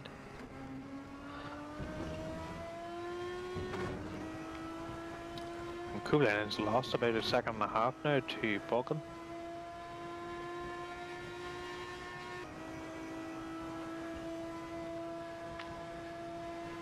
Maybe Balkan is pretty good on the tires. Now one thing I just bear in mind, just think about it now, but I believe LMP1 has 5-second tyre changes, or 4-second tyre changes. So, I'm oh, not sure. oh, Radiak's in the pits now, Yep. which means that John Dalton will inherit the lead. Also, I keep forgetting this track we've got such a long pit stop. No wonder people lose so much time in the pit stop. Like, we're using such a long pit lane to what I'm normally used to. It's a bit like you lose about 30 or 40, like you lose like a minute or so in the pit stops alone. Yeah. There's someone else in the pits there too. Who's that? I No, have it's Mook. No, it's not. It is It's Dalton. Dalton. So Jensen's inherited the lead once more, and he's going to have to be going to the end now. Like, he hit the 35-minute mark. He has to be going to the end now. Redacted tires as well. So yeah, I think you're right. It's a quicker tire change for the P1s. I mean, I think they're running the old 4-second tire change. Yeah. Is because I assume that one day they will get moved up to the 20 seconds that most of the casters now use apart from, but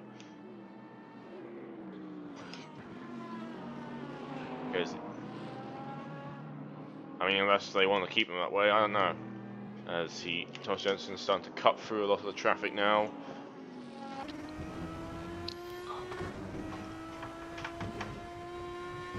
Durslin doesn't seem to be able to do anything about Connor.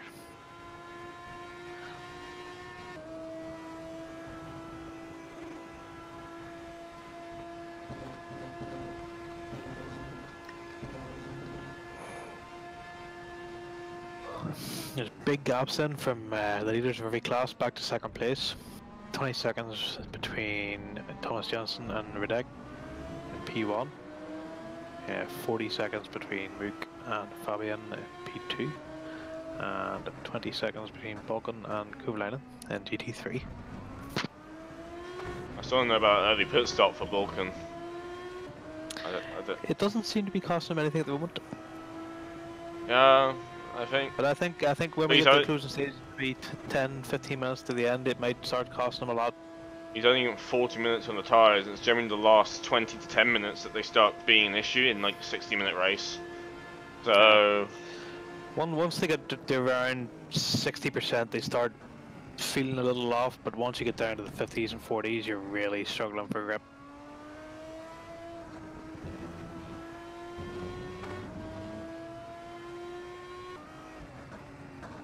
I think Dendy's had a moment. He has up at the top of Lecom.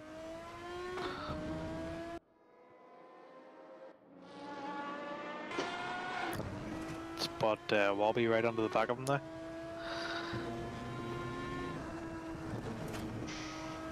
Laszlo's in the pits right now, in P2. In LMP2, I mean. Yep. Walby's gonna go around the inside at Peon, he makes it no problem. Denju's got some front damage on his SLS. Yeah, I think he spun on top of Lecom and hit the barrier. There's going to have a bit of aero damage there as the Radex R18 is coming through. I think Radex got to be a bit Radek's going to be a bit pushy now because he's got to make a lot of time up now, so he might become a bit pushy when it comes to traffic. Obviously, Thomas Jensen doesn't have to worry nearly as much because he does have a 20-second lead, so he can just take all the time in the world to deal with the traffic. Yeah, he'd be lifting and coasting to save a little fuel, I mean, save the tire a little bit. when I was just on board there, literally, when he was going to overtake Coverline, and not Coverline, Dendrew, he was literally lifting off the throttle at the 200-meter board and it's slowly going to the comms, so he is definitely just taking it chilled and just making sure his car comes home. Has a good move from Nygaard, and he doesn't make it. No, Oh, Dandy into the pits. he's in the pits. So we're going to enter the 30-minute board soon, so it's going to be interesting to see what happens now. I think Rolby has to be going to the end now. Yeah. Yeah. Bobby has caught Haynes pretty fast. It's only around. No, sorry. No. I think it's a bug, it's a time bug. Yeah. Vulcan's pitted once, yeah, he hasn't pitted again yet, so. Is Connor Matthijssen's dropping a lot of places? Is he in the pits? Oh no. Has he gone in the pits? Hang on. I think it's just a bug at the moment, is it? No, I think he's gone in the pits again. He's pitted. So he has pitted then? Because Okay. the overlay I've got is showing 3 pit stops, and I think 1 pit stop was a bug. So it's 2 pit stops. It's showing my cam as like a really far, yeah, far I know. away cam. I know. I tried to do that as well. It happened to me. But whatever Warby's done, he's jumped him. So I don't know if Warby did that by mistake or it was deliberate, part of a strategy. But whatever he's done, it'll be interesting. Yeah. I don't think obviously the Connor probably wouldn't have took tires. So. No. Let's see how this goes.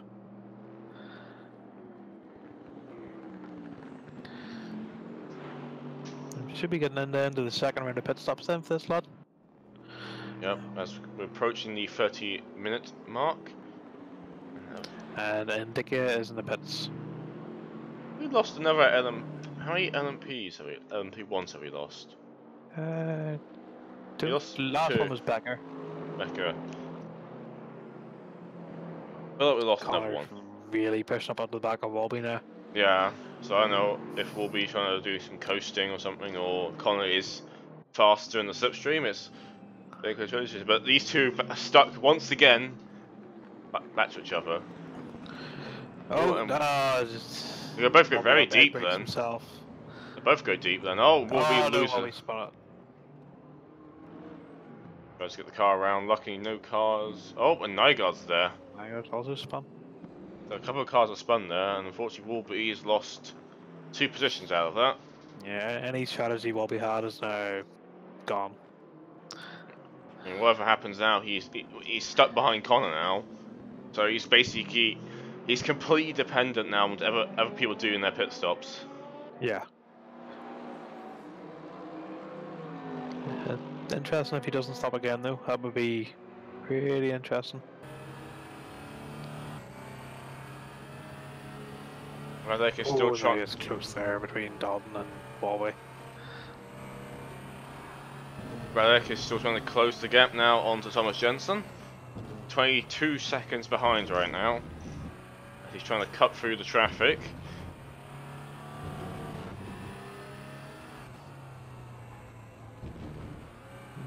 The gap seems to be hovering around 22 seconds.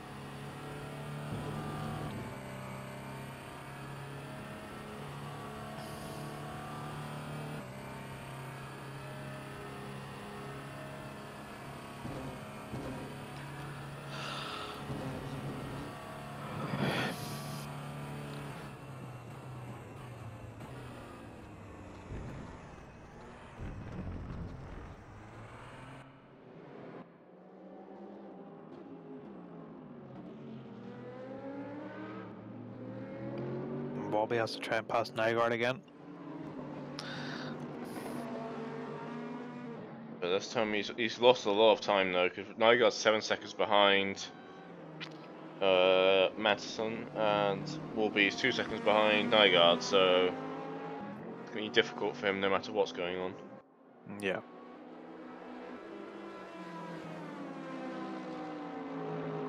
I think one of Fabian's entered the pit lane and he's stopped.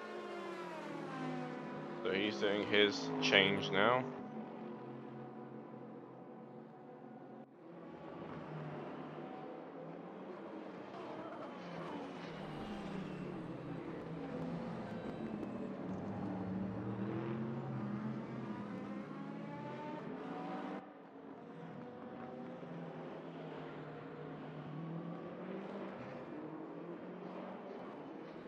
Just looking at Balkan, he seems to be running okay. There doesn't seem to be any handling issues.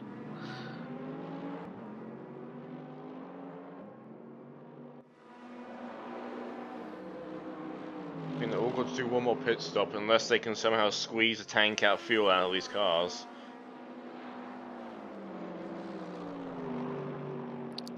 I don't think Balkan has the time to take tires. I think he's just gonna have to splash and dash Yes, if he wants to try and win. Yep.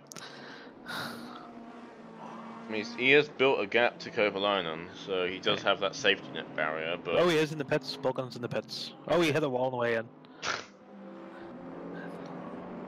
So the tires might be a little bit too far gone if he just couldn't slow down enough. So this is all on Kovalainen there. Kovalainen, we're on board with him now.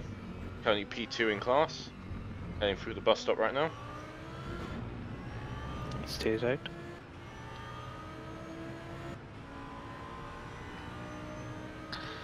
Let's see if Balkan takes tires.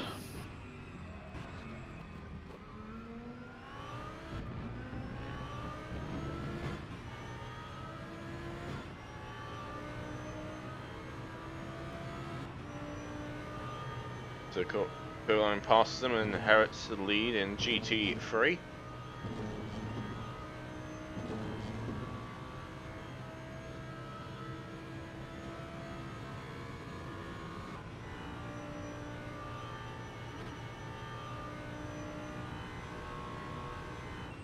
Balkan starts to drop down the order.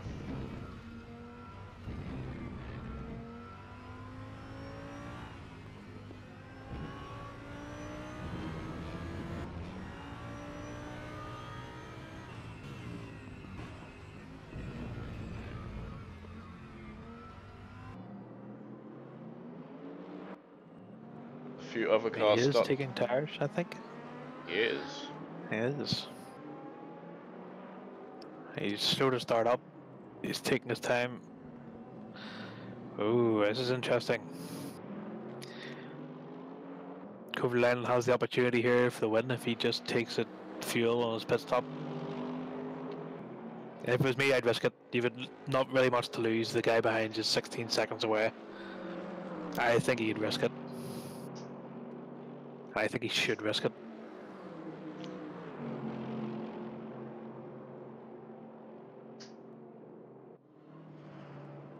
There's a good 40, 50-ish seconds between Kovalainen and Balkan. Interesting to know that Balkan has just pulled out in front of Robert Nygaard and who is with Warby. So I know what's going. Warby's might be back into this. He might at least get a second place if he can. Second, third podium position. Depending on what's going, if he can catch up to Warby and maybe. Kovalainen stays out. But the Nygaard's gonna have better tires. No, sorry, he's not. Balkan is taking brand new tires. Sorry. Balkan's on new tyres. He's done 2 tyre stops now.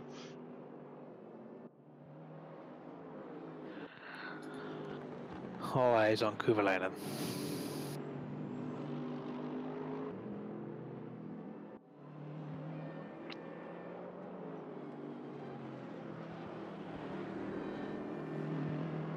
So, but I'm just still getting work out. Balkan took 2 sets of tyres then.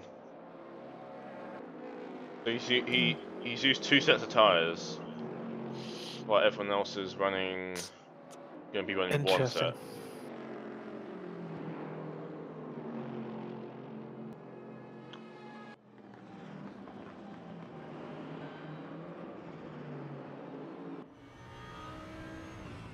trying to do the maths here. He definitely has taken a set of tires because he's 50 behind Kovalainen. He had a 20-second lead, so it's a minute for a pit stop, including the long pit lane. So that sounds like tires to me.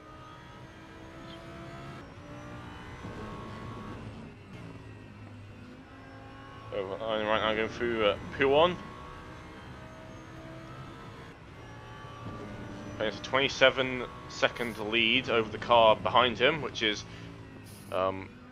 Christopher Dilson. He's managed to get up into P2 in class right now, so above Connor and above Wolby.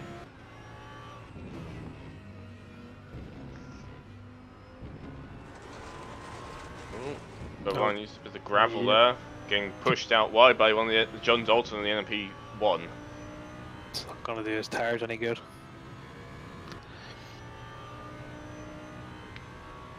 It all depends on how quickly Ball can get past Matthias and Haynes. I think Matthias, and we've seen how well he's been defending against others, so it'll be interesting to see how much he can hold up. And I think that's going to be a very important part. If Connor can hold him up, like he's done to everyone else he's been racing with. Kovalainen stays it again, so he seems comfortable on those tires. I think he's going to go for splash and dash. Kovalainen could have stolen this win. I think Bogan shot himself in the foot by going for 2 sets of tires. Has Connor pit stopped? No, Connor's pit stopped, hasn't he? So that's why he's behind Christopher. I believe so, yes. That's why he came out there ahead of Walby, pretty close to Walby. Until Walby made his mistake in the bus stop, which is still, I think that's going to really. Yeah, that's. I still don't know what the deal was with. But was it just an extra splash of fuel just to get him to the end? I mean, maybe he just did the maths very quickly, used his Motec and realised he could do it on the lap. Because I think the AMG has a total lap estimate compared to a usage per lap on it, so it will give you what it thinks it can do. And maybe he thought, I can do more laps, as he does make the move onto Nygaard, who goes into the pits. Yep. Now he's got 3 seconds to make up That's interesting then. I know that the error on the side of caution, the readouts. So maybe he thought, well, this is telling me I have an extra 2 laps of fuel. I may as well, or I had less than 2 laps of fuel till the end. I mean, if he wants to keep any resemblance of position, he has to stay out now. Yeah, well, it hasn't really benefited him because he's behind Connor, and he's quite a way behind Connor. He's 6 seconds-ish behind Connor. Yeah. Whereas before the pits he was right on his tail, so I think it hasn't really worked out for Walby. I mean, if ignore the fact he did have a spin the bus stop, which is what cost him the time, really. He was the right beside each other in the bus stop until he had that spin. Yeah. So it's basically until Connor made his overtake, Wolby went deep on himself and then lost it on the exit. I think he'll be a lot closer to him right now. I think Kovalainen needs to make a pit pretty soon if he's going to keep this lead. Balkan is now 55 seconds. Thomas Jensen. So Thomas Jensen's now on his last pit stop, by the way. He's done it. He's now going to the end. Radek's yet to pit. And John's also pitted, so Radek's got to either hope his diesel can last to the end, or he's going to have another stop. I would be crunching some numbers in that cockpit and lifting and coasting. Because otherwise he's got 55-second gap to Thomas Jensen. Balkan hasn't really made inroads into Connor. I mean, he's slowly getting it, I think. But it's not seconds per lap. He's not chewing it. He's just getting closer. He's not as quick as he was in the first stage of the race. I mean, Wolby, unfortunately, is also losing ground onto these lot, so... Yeah. Kovalainen is still out. If Kovalainen pits now, he'll be in front of Connor? It's going to be really close. I don't know how long it takes to get through the longer pit. I would imagine maybe 20 seconds, 25 seconds. 15, say 17 minutes worth of fuel is probably, what, 11 seconds? It's gonna be close. He needs to do it now. He needs to get in there and get in front of him. If he doesn't do it now, I think he'll lose ground. All depends on whether Connor holds Balkan up or not. And I think he will. I think he's going to defend that position. I mean, it's a position for, it's a fight for position. Yeah, and they both made pit stops, so yeah, this is going to be. This could have worked out in Kovalainen's favour. Kovalainen basically is, and meanwhile Connor is closing the gap on to Haynes, which is not good for Kovalainen because Haynes is basically, he needs to appear in front of Connor for his pit stop. And Kovalainen still stays out. There's still, what, 55? I think Christoph has lost a little time to Kovalainen and Haynes has lost a little time to Christoph. So the gaps are the same, even though they are both catching Haynes. I'm gonna see how long Haynes can keep us going. I mean, Haynes has not done a pit stop yet. This won't be a fight for position as such, but it'll be interesting to see how much defending he does decide to do. Yeah, he doesn't have any traction at all. Oh, he does cut in front of Mathiasen. Feisty. And Wolby wants these lot to fight as well, so he can try and gain back some of the time he's lost, because that's going to be playing to his favour. Oh, Connor's going to stand up the inside. He does. Haynes lets him through. Oh, will he let? Oh. Ooh. No, he's side by side. But he does get past. Will get He's past. out the inside line for the source. And they're going to be approaching a back marker soon as well. But Tim Haynes is going for the inside. Goes a little deep. Oh, this is, and there's the back marker. Get out of the way. Back marker gets out of the way onto the grass. Oh, this is feisty driving from Haynes, and he gets him if he gets back past Balkan. It's very loose there, though. He's very, very, very loose right now. So it might be. Wolby is going to start closing the gap.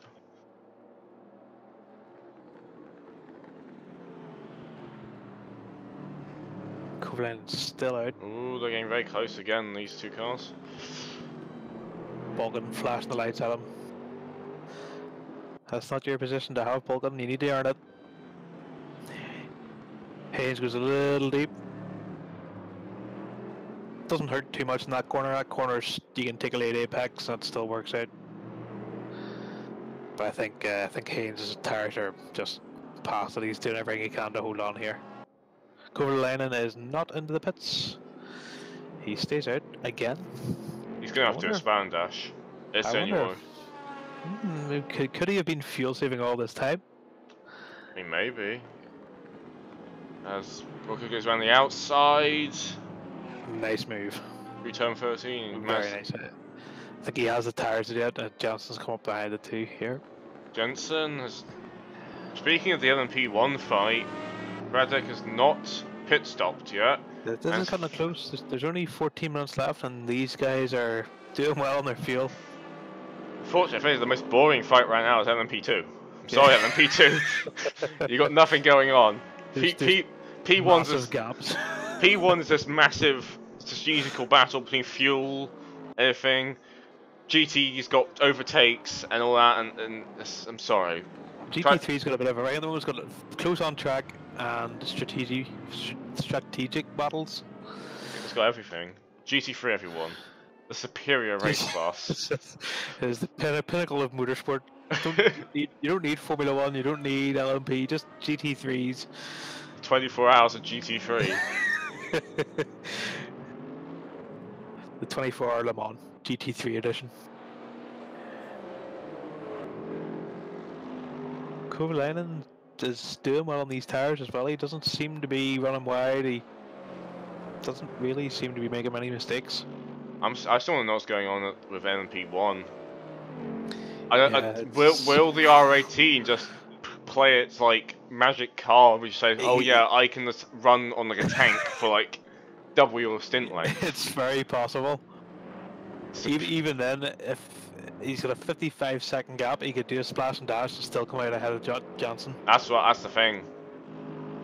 I don't know what Jensen's done, because Jensen's been doing early pit stops compared to everyone else in the class.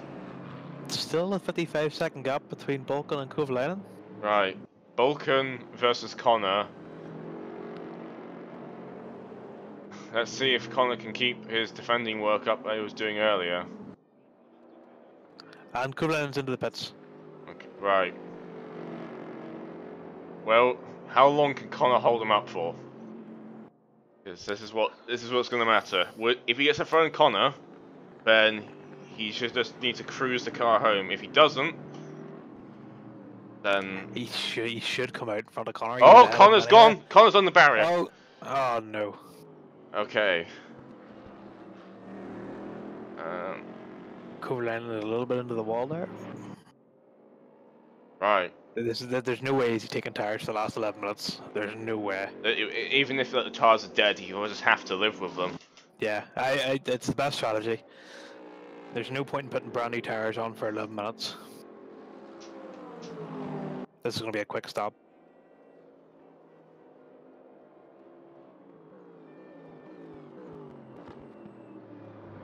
So.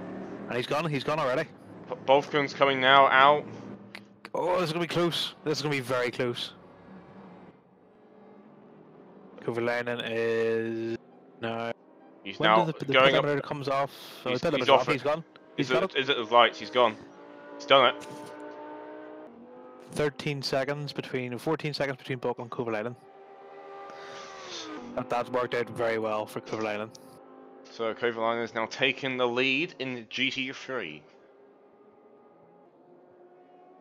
I think Balkan has to be kicking himself for taking those extra tires in the first stint. Yeah, he would have had this race clean, but Kovalainen's mismanaged to. I don't know what the idea behind that is, honestly. It's. And Wobby's caught back up to Mathiasen. Yeah, Mathiasen after that little incident, he is gonna have a bit of front end damage now. Yeah. But brilliant strategy by Kovalainen. That's worked out very well. Even if he didn't have the tires, he's got 13 seconds there between him and Balkan. I still don't know what's going on in the NP1. I don't know what's going on anymore in that class. It's anyone's call. I think he doesn't. If Redek doesn't have the time for splash and dash now, if he does, Radek's in the pits. Radek's in the pits. Oh. Right. I think it's going to be too close. Johnson's going to have him. Yep. Jensen is currently entering the bus stop right now. There's only a 46-second gap between him when Redek come into the pits. I don't think that's enough. Right. I'm going to keep track on Jensen. Redek has gone. He's gone. Oh, I think he's done it. Because Thomas is going through La Source now. Yeah, he has. He's done it. But will Jensen have the tires for it? I mean... 9 minutes.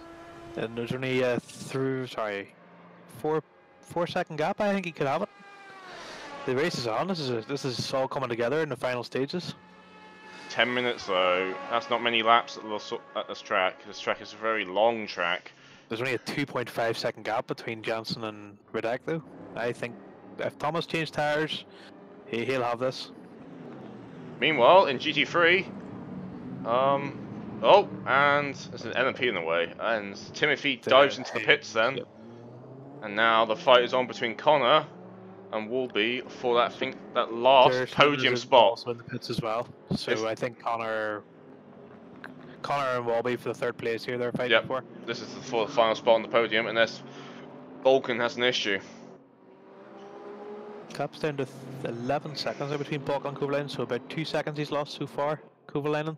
But I think he's got it. Wolby's got a good run. The gap between Jensen and Radek is under 3 seconds now. Yep. Jensen is quite a bit quicker, I think. It's down to under 2 nearly. Yeah, I think. Yeah, it's worked out, but it was a good strategy from Redek. but I I think think Jensen just has the pace. yeah, I think Redneck's strategy is very similar to. It's a common example of this kind of strategy where you just don't have the pace, so you got to throw whatever you can at him, no matter if that's a risky strategy or not. Well, it was either finish close to him or finish 20 seconds away from him on new tires. So I think it's better this way. Still the fight going on in GT3.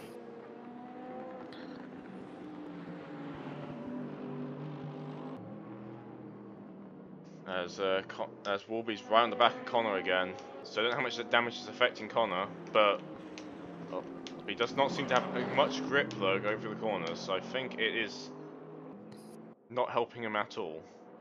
Bulkin has got the gap down to 10 seconds now. I don't think he has the time to catch him. Oh, I think Jensen's lost a bunch of time though onto Radek. He has. I think he had traffic. He did. I think Kevin Wolfe had the pass. That could work in the Redek's favour. The traffic could slow Jensen up just enough. Oh, I think it's going to be in an MP1's a fight over traffic. Who can deal with it better? There's 6 minutes to go. Wolfe is still right under the tail of Connor. Oh, he sends one up the inside of the source. Not quite close enough, but might have a better exit. No, he doesn't. He stays behind. Oh, he's right behind him. Right behind him. He needs to back off a little bit, just so we can get a good run up the Camel straight. He's got the line, the better racing line into Radion. He's lost a little bit of downforce for that close to. But might have a better run now going down the Camel. He pulled out too soon. I think he pulled out too soon. He should have stayed in a little bit longer. But he's gonna send it. Oh, it's just... Yeah, I think he pulled out a little too soon from that slipstream. Meanwhile, the gap for P1 is 3 seconds now. Thomas Jensen is definitely faster.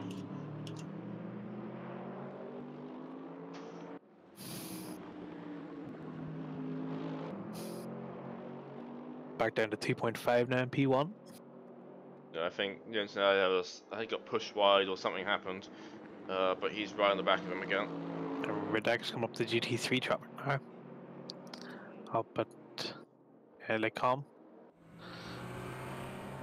Going back to one of the BMWs. Very clean pass there. Passed it very easily, but I think Johnson's going to catch in the bad place. Come to the corner with no name.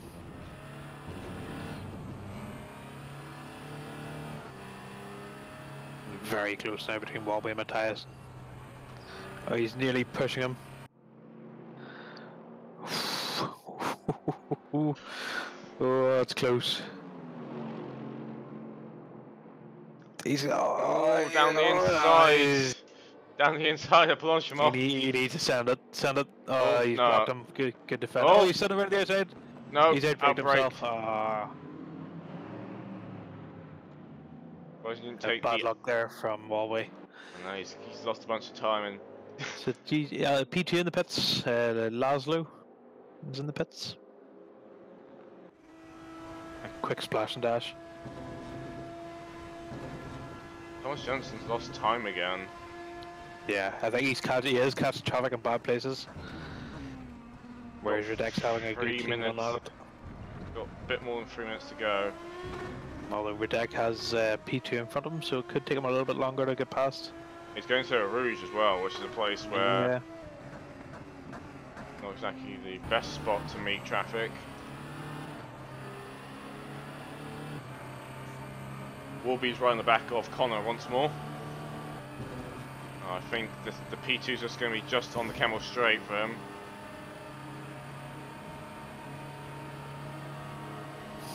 Yep. It's just getting the perfect times for his things right now. The gap between P1 and P2 and GT3 is now 6 seconds.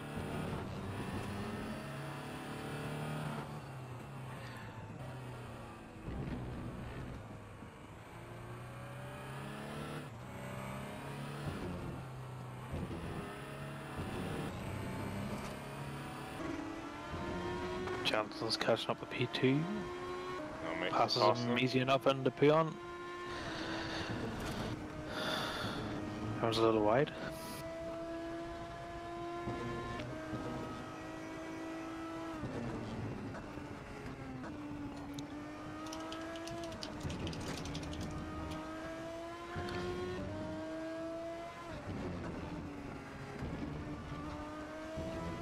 Walby needs to dig deep here. Yep, he's round the back once again. I think he just needs to sell him a dummy. And threw one up the inside. He goes a little wide. He's coming right back up to him now. He's still got another 2 laps probably at this. Oh, here comes the LMP. Yep. Here's Radek. He Now Radek's should got get an. past him easy enough. No, he might not. He might catch him in the source. I think the issue is you're going to try and pass 2 fighting GT3s, and I don't think the GT3 is going to be. Walby goes to the outside. Oh, a little bit of contact. And the Radek just gets managed to get past now. Once again, Thomas is going to catch him in a bad spot. He can't get a break from this at all. Catch him into a Might gain a little slipstream though, just after Rouge. No, he's caught him too quickly. Ooh, a bit of contact there between the. Walby's getting impatient. Yes, use the slipstream, Walby. That's how you did. That's it. That should be done now. Should be. It should be. Should be. Well, he did. No, the M6 is still there. He has the inside though. A little bit of contact. But Walby is giving the place back. And smart. I don't think I would have given the place back, but smart. Oh, hold on, we've got a fight here in P2 as well. Yeah, P1, P2 within a half second of each other. Wolby's losing the rear end of his car, so he's having some issues with it, it seems.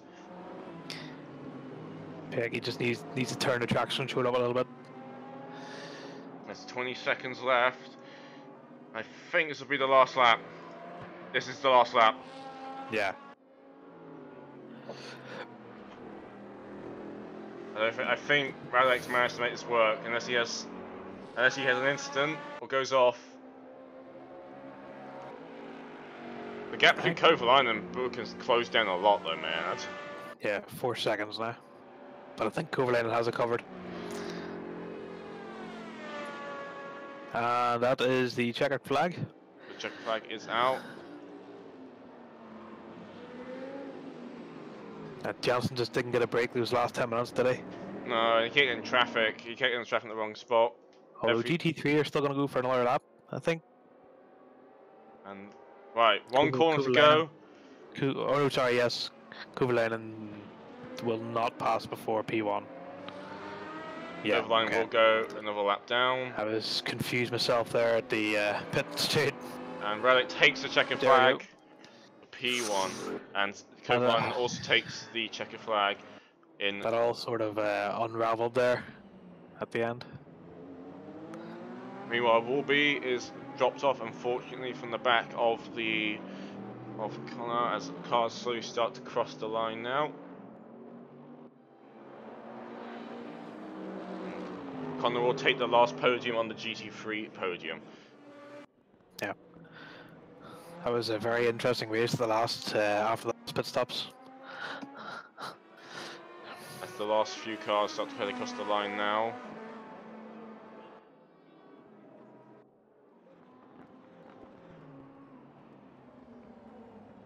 And it was a fight to the end in 2 classes, and...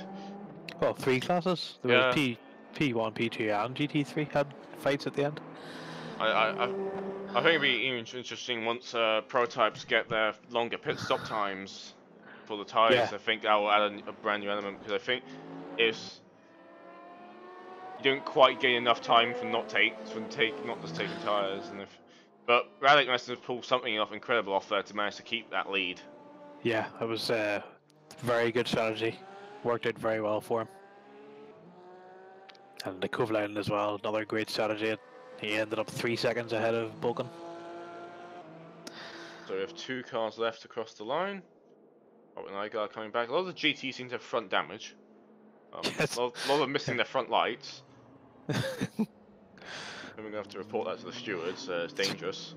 It's a good thing there's no day-night cycle in this game. Right, Robert Nygaard has crossed the line in the 33. Once P16 overall, and So Radek Polakazek, I'm gonna say, wins P1. there we go.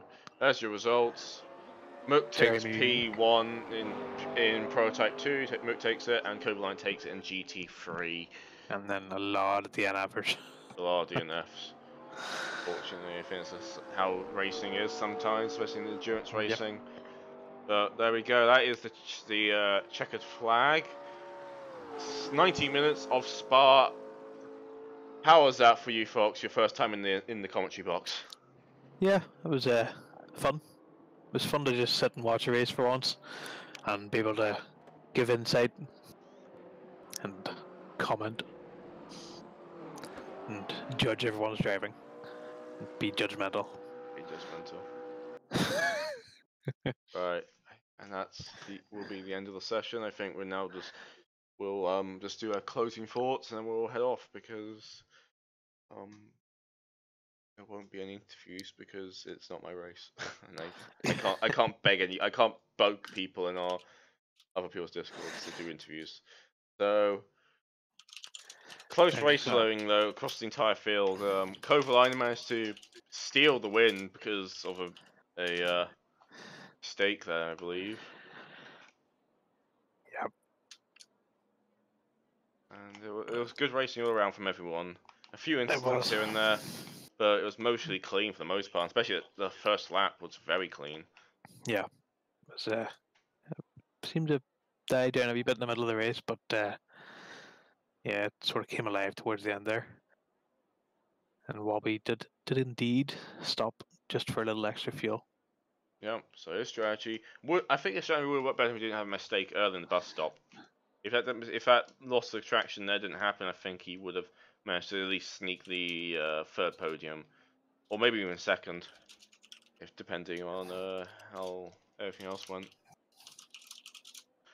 That'll be us done for the night. I hope everyone did enjoy, and just a quick plug for the OVRC season 4 next Monday. Yes. Oh, look forward to racing and being commented on. And we'll see you all then. Thanks for tuning in. I'll see you next time.